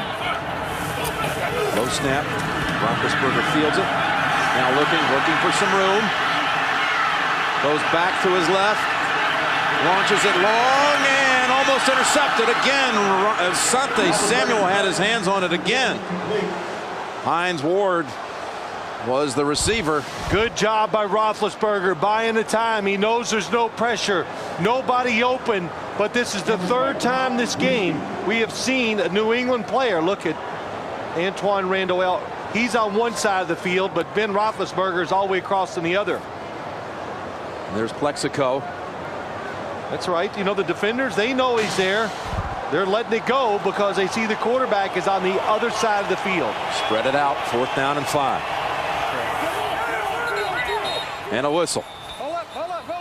Timeout, New England. Patriots will huddle. Up 31-10. 31, the most points Pittsburgh's allowed in a game this year. Their defense and team is in. You stop them right here, and you have given yourself a tremendous chance of winning the football game being 3 scores up. Bill Belichick knew it. And of course, I know Romeo Crennel knows it. Pretty good game management. Good time to do it, to really go over what you think the offense is going to do. And I'd say the #1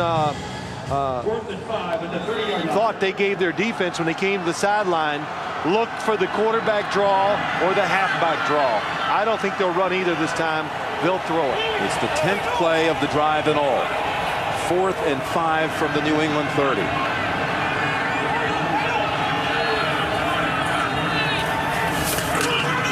Roethlisberger in trouble. Frees himself. Lofts it. Gets Ward. Ward at the 5. And Ward is in for the touchdown.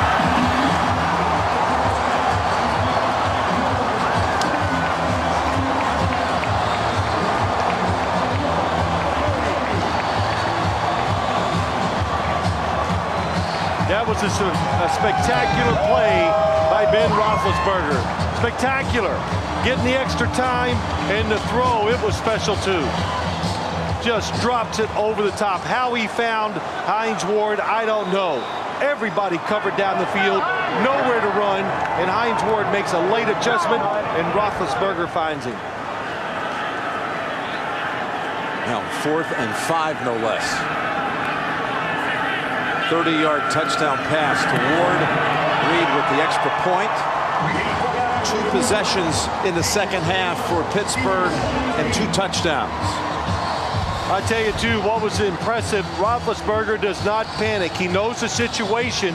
He wants to, he comes out, he stops, and he leads Hines Ward right up the field. Tremendous vision and just moving around, and this is it, going backwards.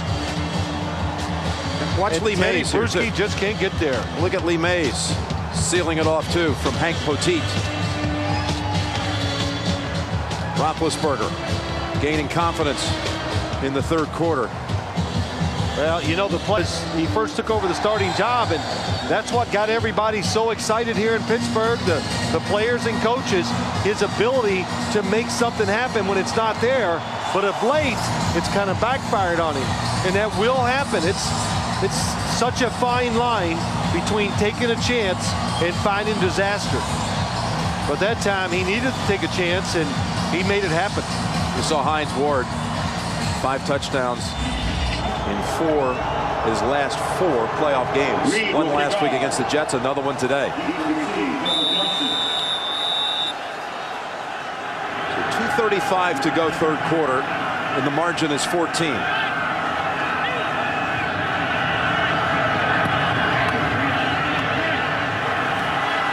Johnson hasn't broken anything so far in traffic, and brought down at the 25 by James Harrison. Leads them in special team tackles. Been in the first half, 5 of 10, 2 picks.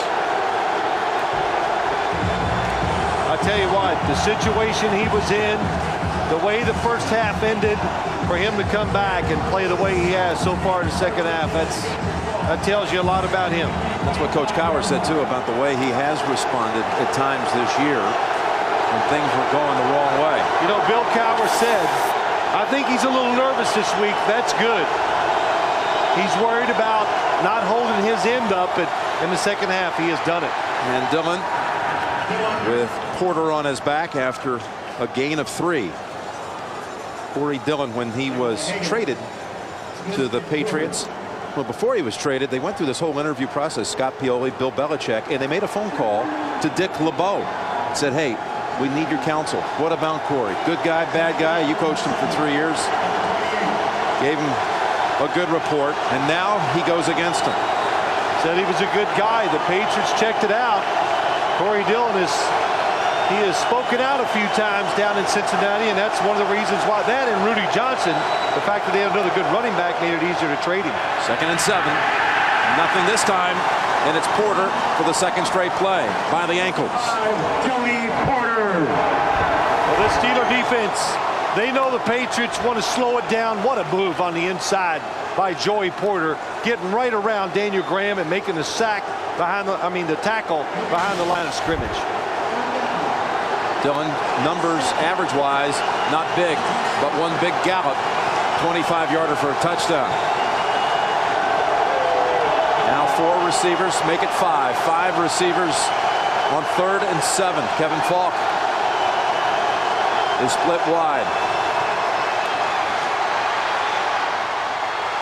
And the pass. What a catch. Givens, was he touched? Quickly on his feet. And down at the 27. How about that catch in the presence of mind to get up and take off with it? They ran this play against the Steelers last time when they played. Givens goes right down the middle, and Tom Brady didn't see him in that game they lost here back on Halloween. This time he sees it. He throws it to the inside. He leads Givens, and Givens makes a nice catch going to the ground. Is it a catch, though? Is it a catch? They're trying to get the snap quickly. They run to the line, but the flag's already out. Pittsburgh will challenge. Yeah, good try by the Patriots, but the Steelers all over that.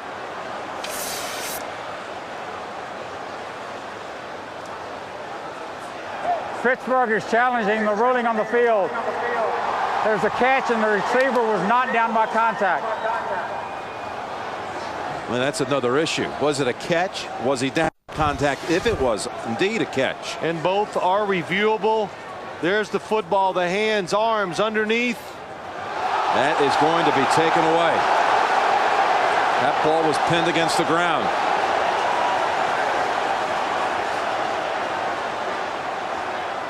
Any doubt about it? Yeah, there's doubt in my mind. Is his arm underneath the whole time? This would be a good shot. I think the nose, he rolls on top of it. You think? It's pressed against the ground. That's what I see. You said the wrong word. You think. You know, Jim, we all know. We hear it every NFL game we watch. There has to be evidence that you can see visibly to overturn what has been ruled on the field. And is he touched while he's down? Now here's the one that really gives you the best angle on if it's a catch or not. Arms are under the right hand. That ball is against the ground. It did hit the ground, but it's allowed to hit the ground, Jim, if you have control. Okay. So you tell me, does he have control? It's starting to sound like an official. Well, do you think he has control? You know, I was here 3 years ago for that championship game. We had a lot of these. I was wrong with every one. We were having some laughs about it the other night. I think it's going to stay a catch. And I couldn't tell if James Ferrier touched him once he was on the ground. Well, it didn't take long for Walt Anderson to make his decision.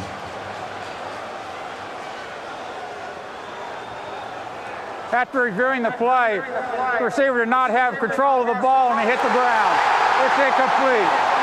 It'll be 4th and 7 at the New England 28-yard line. Please put 1 minute on the game clock, and Pittsburgh is not charged with a timeout. So they're going to add a half minute, a little more. Cowher says, let's go. They get a break this time. I thought this was the right call. Jim, it comes down. He said he did not have control of it, and that was my argument.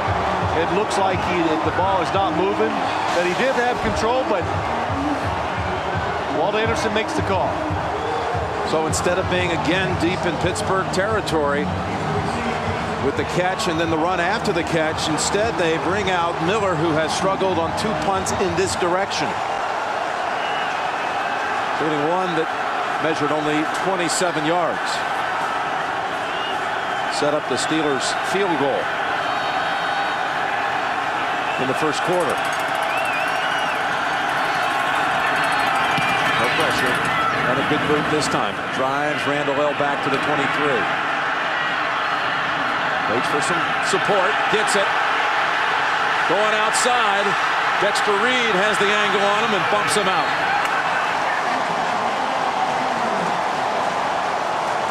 But Roethlisberger comes out. He's led this team on 2 touchdown drives, and he talked to us before the game about not letting his teammates down. I don't want to let my teammates down. That's the biggest thing. These guys have put so much into it, and people like Jerome and some of the veteran players, you know, that people have talked about it being their last year. Hopefully it's not, but I don't want to disappoint them and let them down. That's my biggest fear. And last week I thought I did. I thought I really let them down, so I don't want to have to do that again. Well, he had to be having those same thoughts about letting them down at halftime. But he's rallied here and played well in the third quarter, which is in the final minute of the quarter. And Bettis with room inside the 30 and out of bounds at the 29. Behind Hines.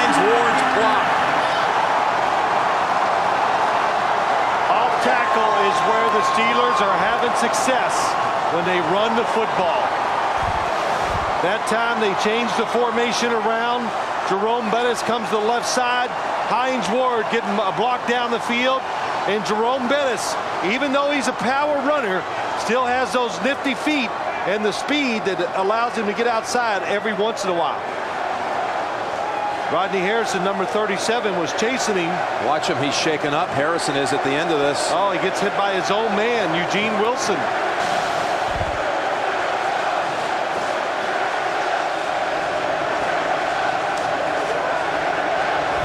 Harrison on his back. He was shaken up in the first half.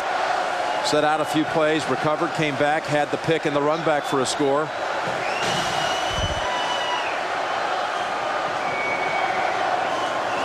Well, this is some of the ups and downs emotionally for the teams, the crowd.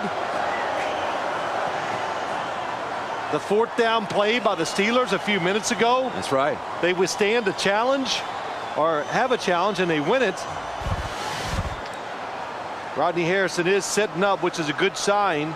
I thought it might be his legs, but his helmet hits the ground awfully hard too. Gets sliced by his own teammate Eugene Wilson. Yeah, because Jim, when they had him on the ground, nobody was looking at his legs, which I thought might be the problem, but he gets up and shakes it off. Heads to the bench and mark it at the 30 with Dexter Reed taking Harrison's position.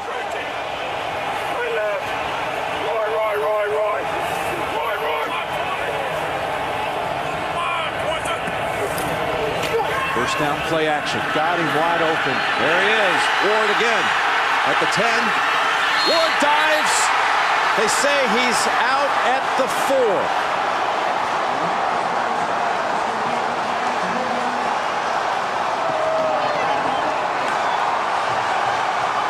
This is the exact same play that Tom Brady threw for a touchdown. Hines Ward is going to go across. They're going to clear it out.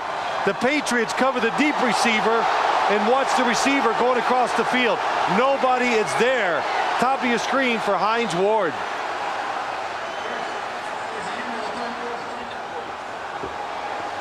Well, the time has run out on the third quarter, but a quarter that brought back hope to the Steel City.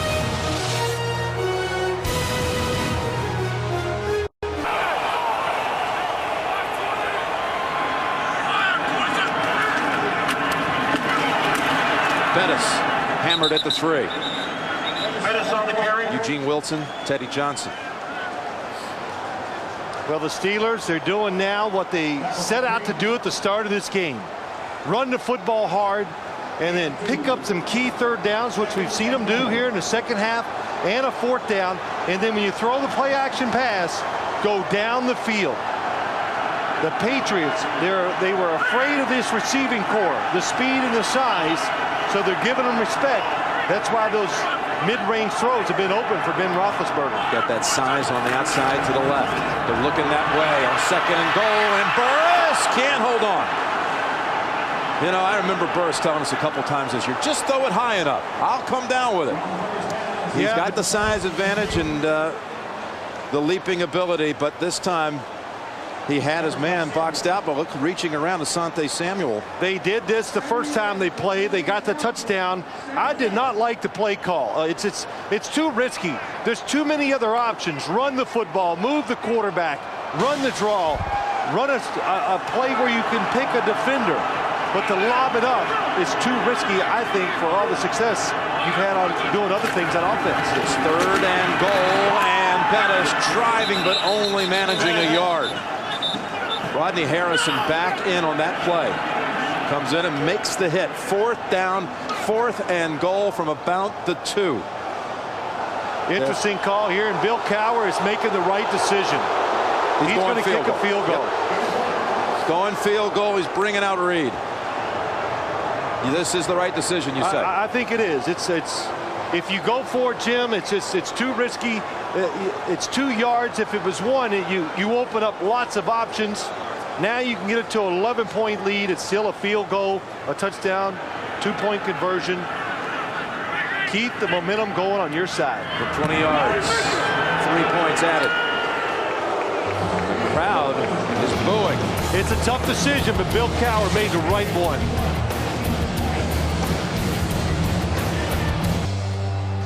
We are a minute and a half into the final quarter, and a lead that on 2 occasions was 21 for New England. It's now 11.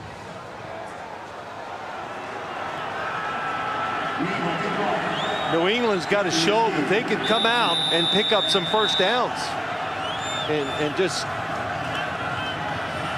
will their power a little over the Steelers defense. Physically, they are not getting it done.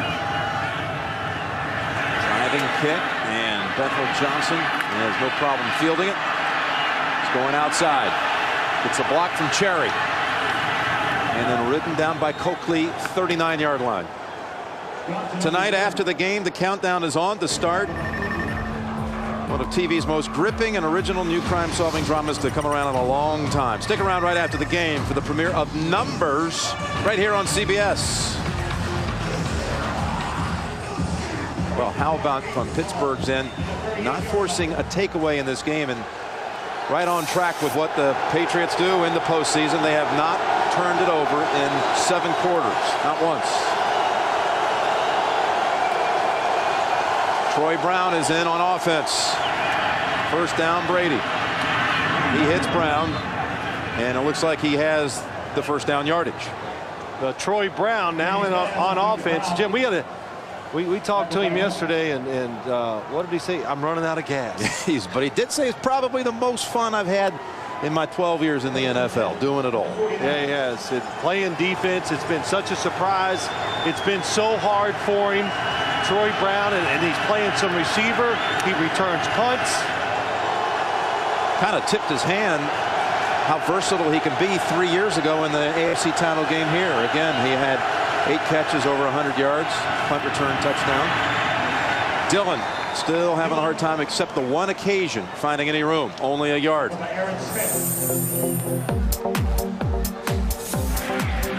Look at Troy Brown in this season. He caught a touchdown for Vinatieri in St. Louis. It was really the first game he came in and played in the secondary against the Rams. Since early November, he's been a 2-way player.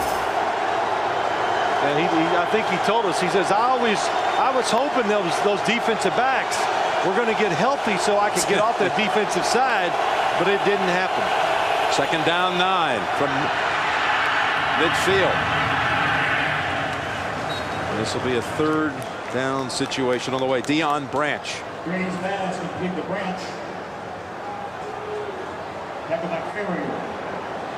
Third and 5. Branch with a big game, 4 catches, including a 60-yard touchdown. Kevin Falk, dangerous receiver out of the backfield. He lines up along with Patrick Pass, split behind Brady. 3rd down 5.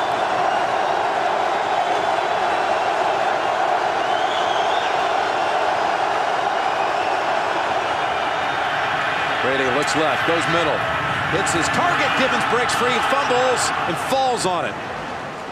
Whoa, he's never lost. I was going to say that before, although never counted as a catch a little earlier. But Gibbons, he has never lost a fumble in his career.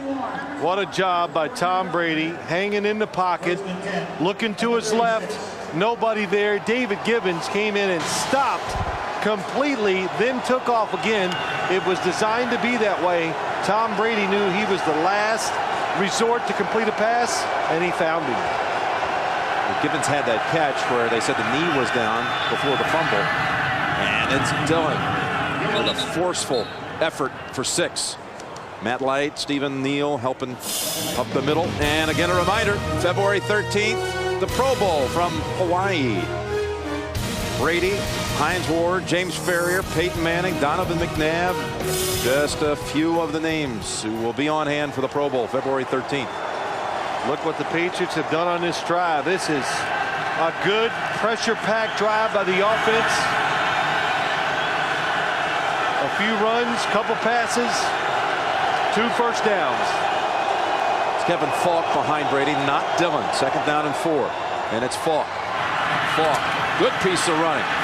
Falk outside, and Deshae Townsend is the only Steeler over there. It was Falk who had to go the distance, really, against Pittsburgh in that game back October 31st, when they had only 6 rush attempts, tying the fewest attempts in an NFL game, the Chicago Cardinals from 1933.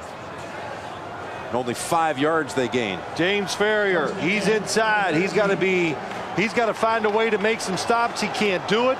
They bring Kevin Falk in. He's fresh, and he makes people miss, and he has the speed to take it outside too. Yeah, so fresh. His first carry, 17 yards. Over to Givens. This was the touchdown play in the first half, and this time wrapped up by Willie Williams, who had solid footing this time. Still trying to decide if that's a call in the huddle or he just sees it out there. If it's not a call in the huddle, not a good decision by Tom Brady. But defensive back way too close to David Givens to try to get many yards with that play. A loss of 2, back to the 15. They have taken over 4 minutes away from the clock.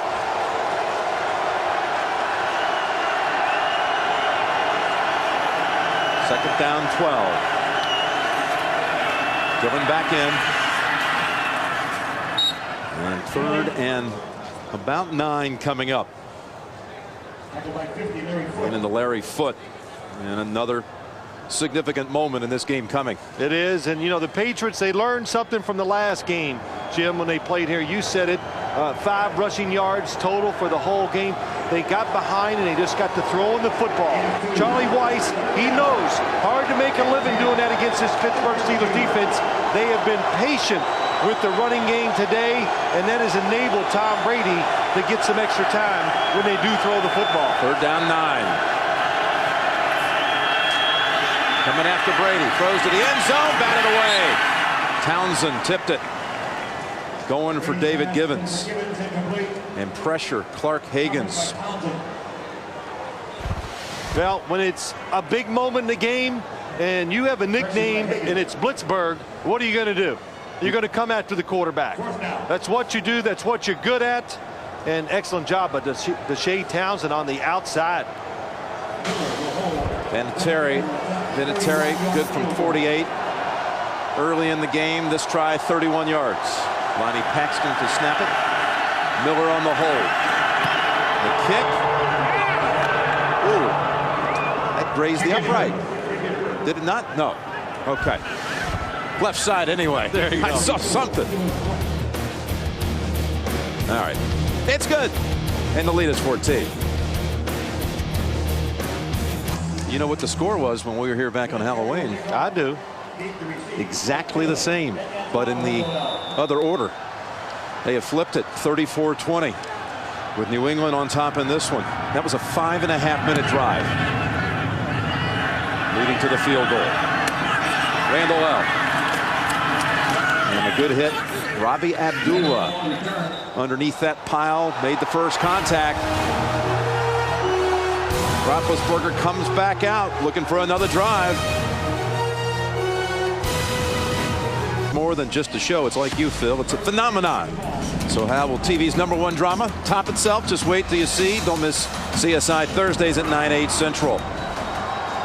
And you look at the Pittsburgh receiver formation here. 4 receivers sending Randall L in motion. And on the D line, although they got 4 hands down, only 2 defensive linemen for the Patriots.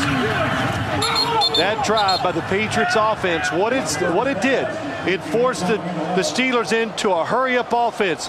They look at the clock. It's 7:45. They go, we got 2 shots. You're going to get the ball 2 times. You got to score 2 touchdowns. So you know you're in 4-down territory already. Randall L picked up 5, fumbled, but was already down. 2nd and 5. Roethlisberger overthrown, and Eugene Wilson. Do they give him the pick? Well, they do indeed. Intercepted. His second of the game. Oh, I'm sorry, Jim. That football did get away from Ben Roethlisberger. It just kind of squirted out of his hand. You can tell by the wobble, and immediately when he let it go, it was high. Good look off. He's got the right idea, and one of the reasons why he threw it high, he knew he was going to get hit. pressure on the quarterback, makes you inaccurate. And what a catch by Eugene Wilson down the field. Again, take another close look. Is it, in fact, a catch? He's got his hands working on the ground. Kind of hard to tell. Bill Cowher's going to challenge him. Here comes the red challenge flag. Wilson with a huge smile talking to Banta King. Pittsburgh is challenging the ruling on the field of an interception. That's why I wasn't sure if they were going to rule it initially. On the field as a clean catch. Looked very much like the Givens one from earlier. This could help clear up things. Hands underneath, arm underneath. Well, I'll let you go first this time, partner. Possession. His hand is still underneath it. That is not going to be overturned, Jim Nance. You know, of course, you're one of these guys, no matter what I say, you'll go the opposite. I'm with you. Win or tie. I think it's not going to be a catch, a pick.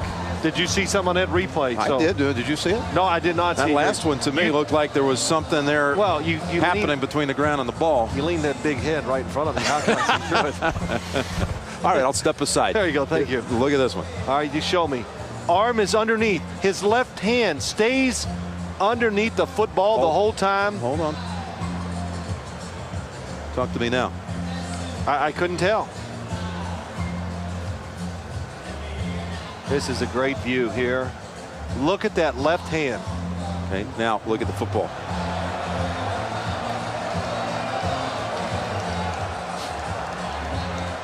That's close. And the question is, do they have the indisputable evidence? Always comes down to that. Well, you know, there's a couple things. When you show in slow motion, you can always say, oh, the ball moved, he didn't have possession and all. You can make of course the ball's going to move. He's running and he falls down on the ground. So you're going to see ball movement there. The word is control. Did he have control, and did he ever lose control of it once he hit the ground?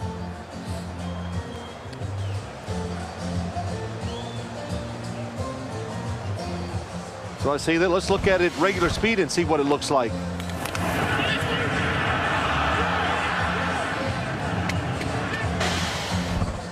Hard to tell there too. It's a close call, but I think it's going to be an interception. But the fact that Walt Anderson's talking a little always worries you too.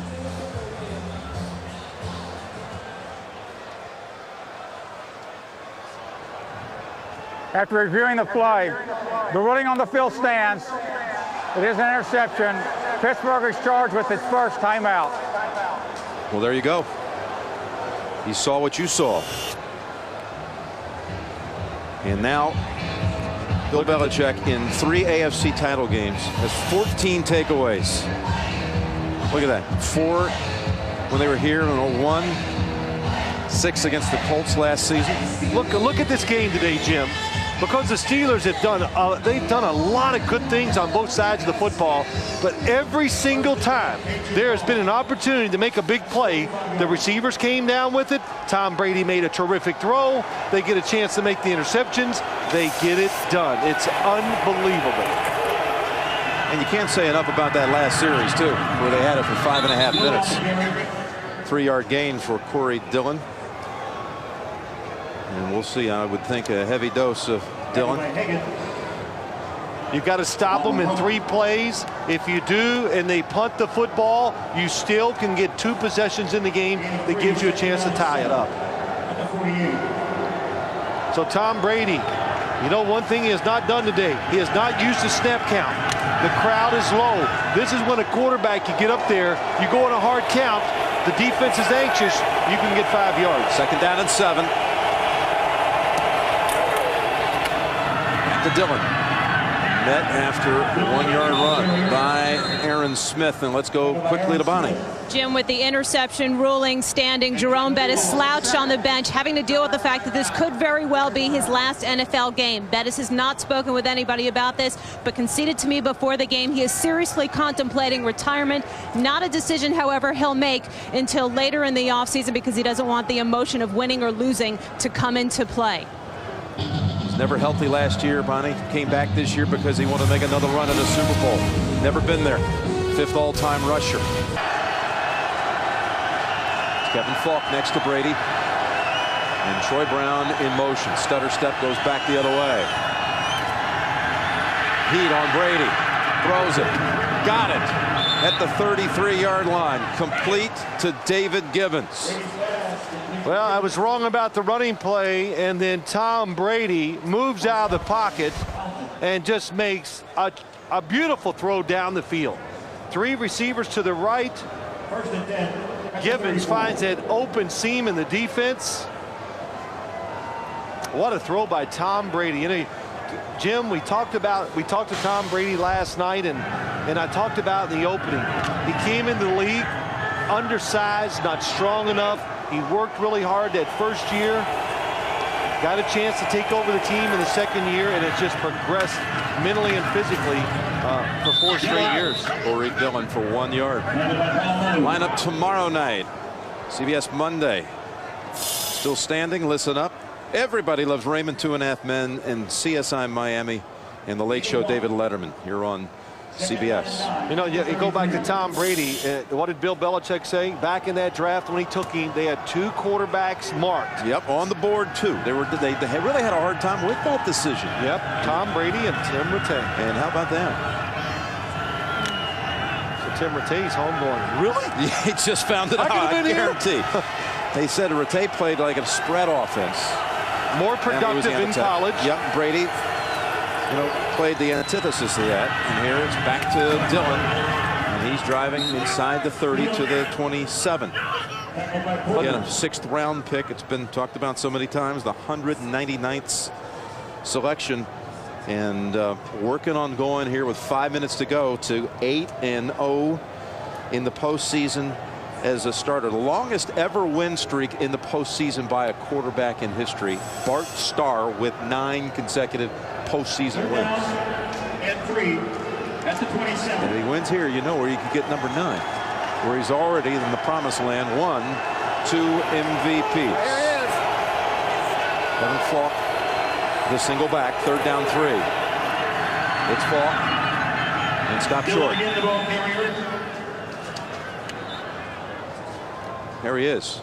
In fact, the 7 wins tied with Troy Aikman for most consecutive playoff wins to begin your playoff career. Kind of like the Roethlisberger to begin a career. Aikman won his first 7 playoff appearances as a starter. Brady 430 away from going to 8-0. And what about his performance today, Phil? Hey, you know, Jim, there's words. Sometimes you go, well, what else can I say? But in the big moments, he came through. Just terrific physical throws by Tom Brady, and then the little short one to David Gibbons for the touchdown. But those 2 long ones, this one here we just saw, to basically run, to take Pittsburgh's chances down to almost nothing to win the football game. When there's a chance to do it, he just gets it done. And, you know, again, he's improved. He's talking to Charlie Weiss, who's been so instrumental in building him up.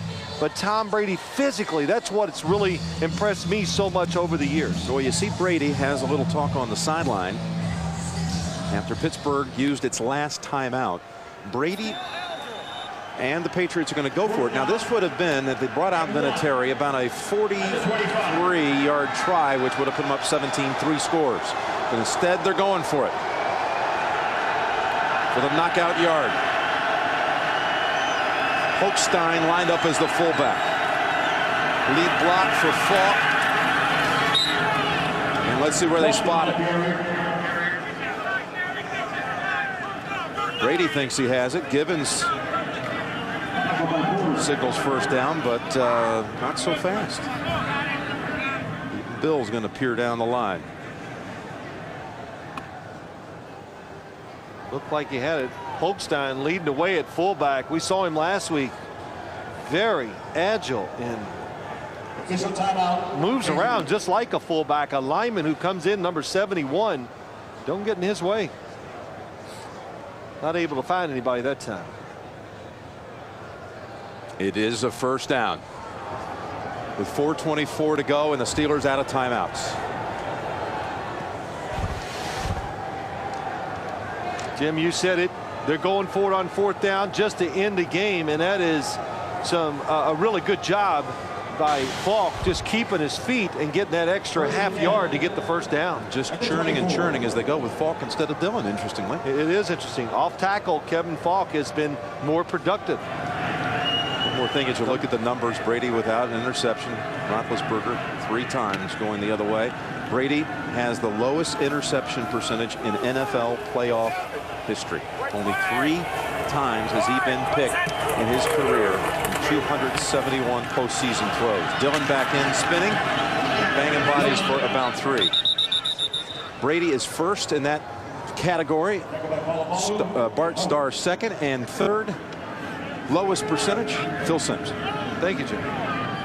Boy, I had to jump through hoops to get you there. Thank you. Tonight after the game, the countdown is on to the start of TV's most gripping and original new crime-solving drama. So stick around. Right after the game, the premiere of Numbers here on CBS. We talked about it last week.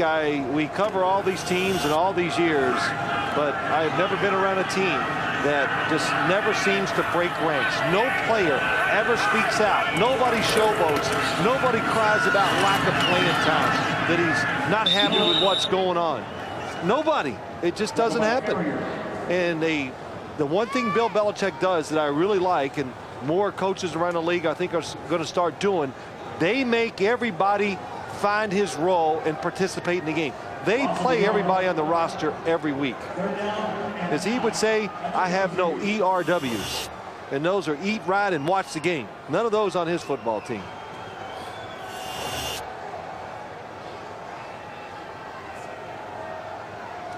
So we approach 2:37. They can run this play all the way down to the 2-minute warning. And look at him. End around. This worked early. It's Deion Branch. Deion Branch takes off. Touchdown, New England. Jacksonville, here they come.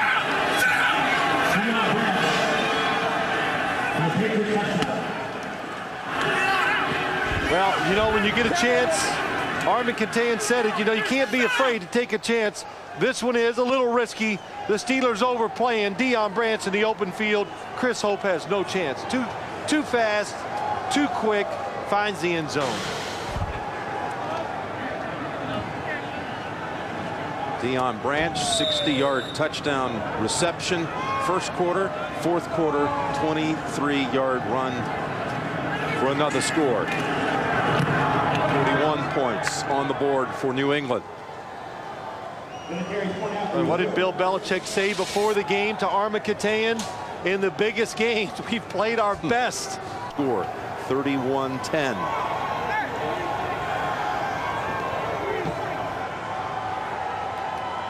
Now, what a tough way to suffer your first loss if you're Ben Roethlisberger. I'll just say this, said it many times today, and I have to tell myself, because I judge sometimes all quarterbacks the same. This is a rookie, and Bill Cowher has found his Tom Brady. They're going to be together for a lot of years. Just lined this kick away from Randall L. It's Matt Cushing near the 40. Shaky start for Roethlisberger. Got it going, good rhythm, third quarter, and then a pick on his last throw. 3 and all. What have you seen, Phil? Well, you know, Jim, it's just the last one, the football got away from him, but the other one's just trying to make throws where he just misjudged the talent of the New England Patriot defense, and experience will make him better at making those judgments. That's the only thing that takes care of those kind of mistakes. Take a look at the field here and look at the down linemen for the New England defense. Yeah, none. Roethlisberger will try to take advantage of that open field. and he has a first down at the 50. You know, too, as you look at this Patriots team, Romeo Crennel, you talked about it, could be headed to the Cleveland Browns, and Charlie Weiss, the offensive coordinator, of course, going to Notre Dame. 2-minute warning. From the 50 with 2 minutes to go. Burger on the run, hits Burris to the 37, and again numbers, the premiere of numbers coming up right after the game and the Lamar Hunt Trophy presentation. Two brothers, one's an FBI agent, the other a math genius. New way of crime solving. You'll see it tonight. Again, look at the linebackers on the line of scrimmage here. No down linemen. You got McGinnis, you got Brewski. They're going to run it here with Ames for a gain of about 8. Again, Steelers can't stop it. If you asked Bill Belichick, hey, is this a dynasty you put together here? You know he's going to slam it right back in your face, right? Oh, yeah, absolutely. So we talked to him last night trying to get around that a little bit. Yeah. Got to find a different approach. As they drop it off to Haynes again to the 15. And again, the Subway postgame show will be coming up right after this one.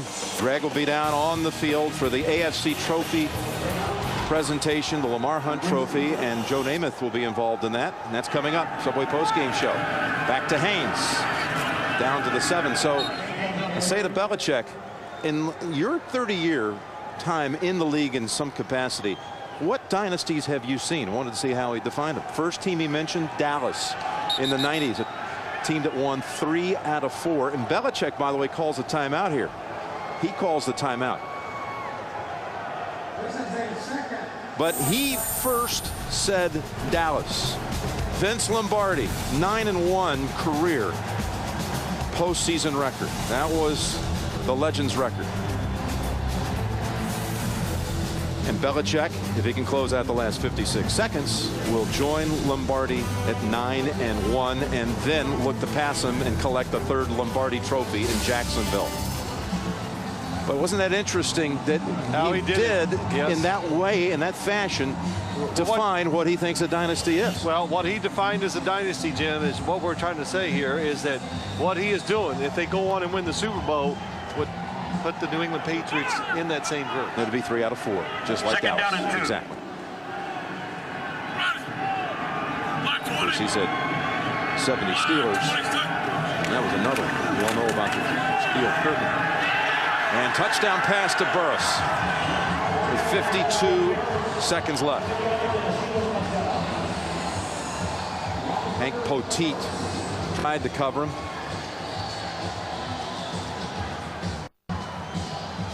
Well, it's a good throw. Ben Roethlisberger actually just throws it behind the receiver. So tough on the outside. Plexico Burris, he can react to the football a lot quicker than the defensive back.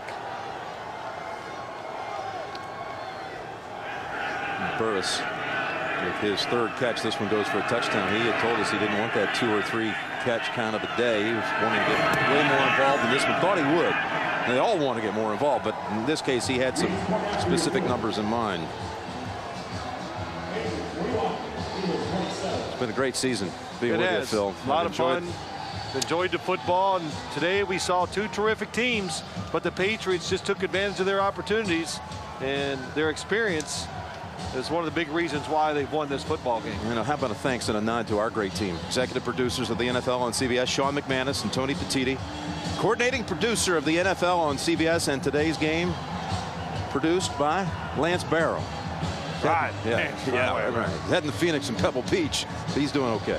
Today's game directed by Mike Arnold, our replay producer Jim Rickoff, senior producer of CBS Sports and the NFL Today Eric Mann, the director of the NFL Today Bob Mattina, coordinating producer of CBS Sports Harold Bryant, associate directors of today's game Steve Karasik, Pete Radovich Jr., Joel Dukart, broadcast associates John Paquette, Steve Murphy, technical manager Pete Callander, technical director Jonas Einstein, audio supervisor Ed Soltis, stats Ethan Cooperson, talking about numbers Joe Castellano, our spotter Tom Spencer, production manager Cam Howie, way to go,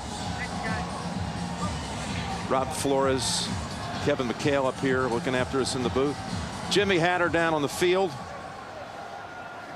And thanks to all the men and women of CBS Sports all season long. Onside kick coming. Flooding the right side. Leeds kick hops up and right into the arms of Christian Faurier.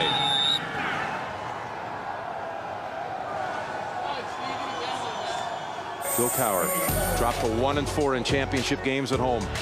And talk about now the Super Bowl preview. Looking at the Eagles. The Eagles and the Patriots. Yeah, you look at that game, the defense of the Eagles. Look what they did. Regular season, 13-3, most wins in their history. The strengths, Donovan McNabb, of course. The defense doesn't give up a lot of points. The weakness is down you saw at the bottom. One of them is all the penalties that they commit. Maybe T.O. returns for that game. You know, interesting, Philadelphia hadn't been to a Super Bowl since losing to Oakland back in Super Bowl 15 in New Orleans. They lost to the Raiders 27-10, and they advanced today by that same score on to their second Super Bowl. There's Bob Kraft. Made a huge contribution, the Patriot Foundation a week ago, to the Tsunami Relief Fund. And what a reign it has been for Mr. Kraft in his time with the Patriots. 4 times in all for him. Yeah, Jim, going to a Super Bowl. What Mr. Bob Kraft has done with the Patriots, they have put together the model franchise in a lot of ways. You know, you look at this team, and there's not a lot of free agents. It's like this same team is going to come back next year. Bill Belichick has done it again.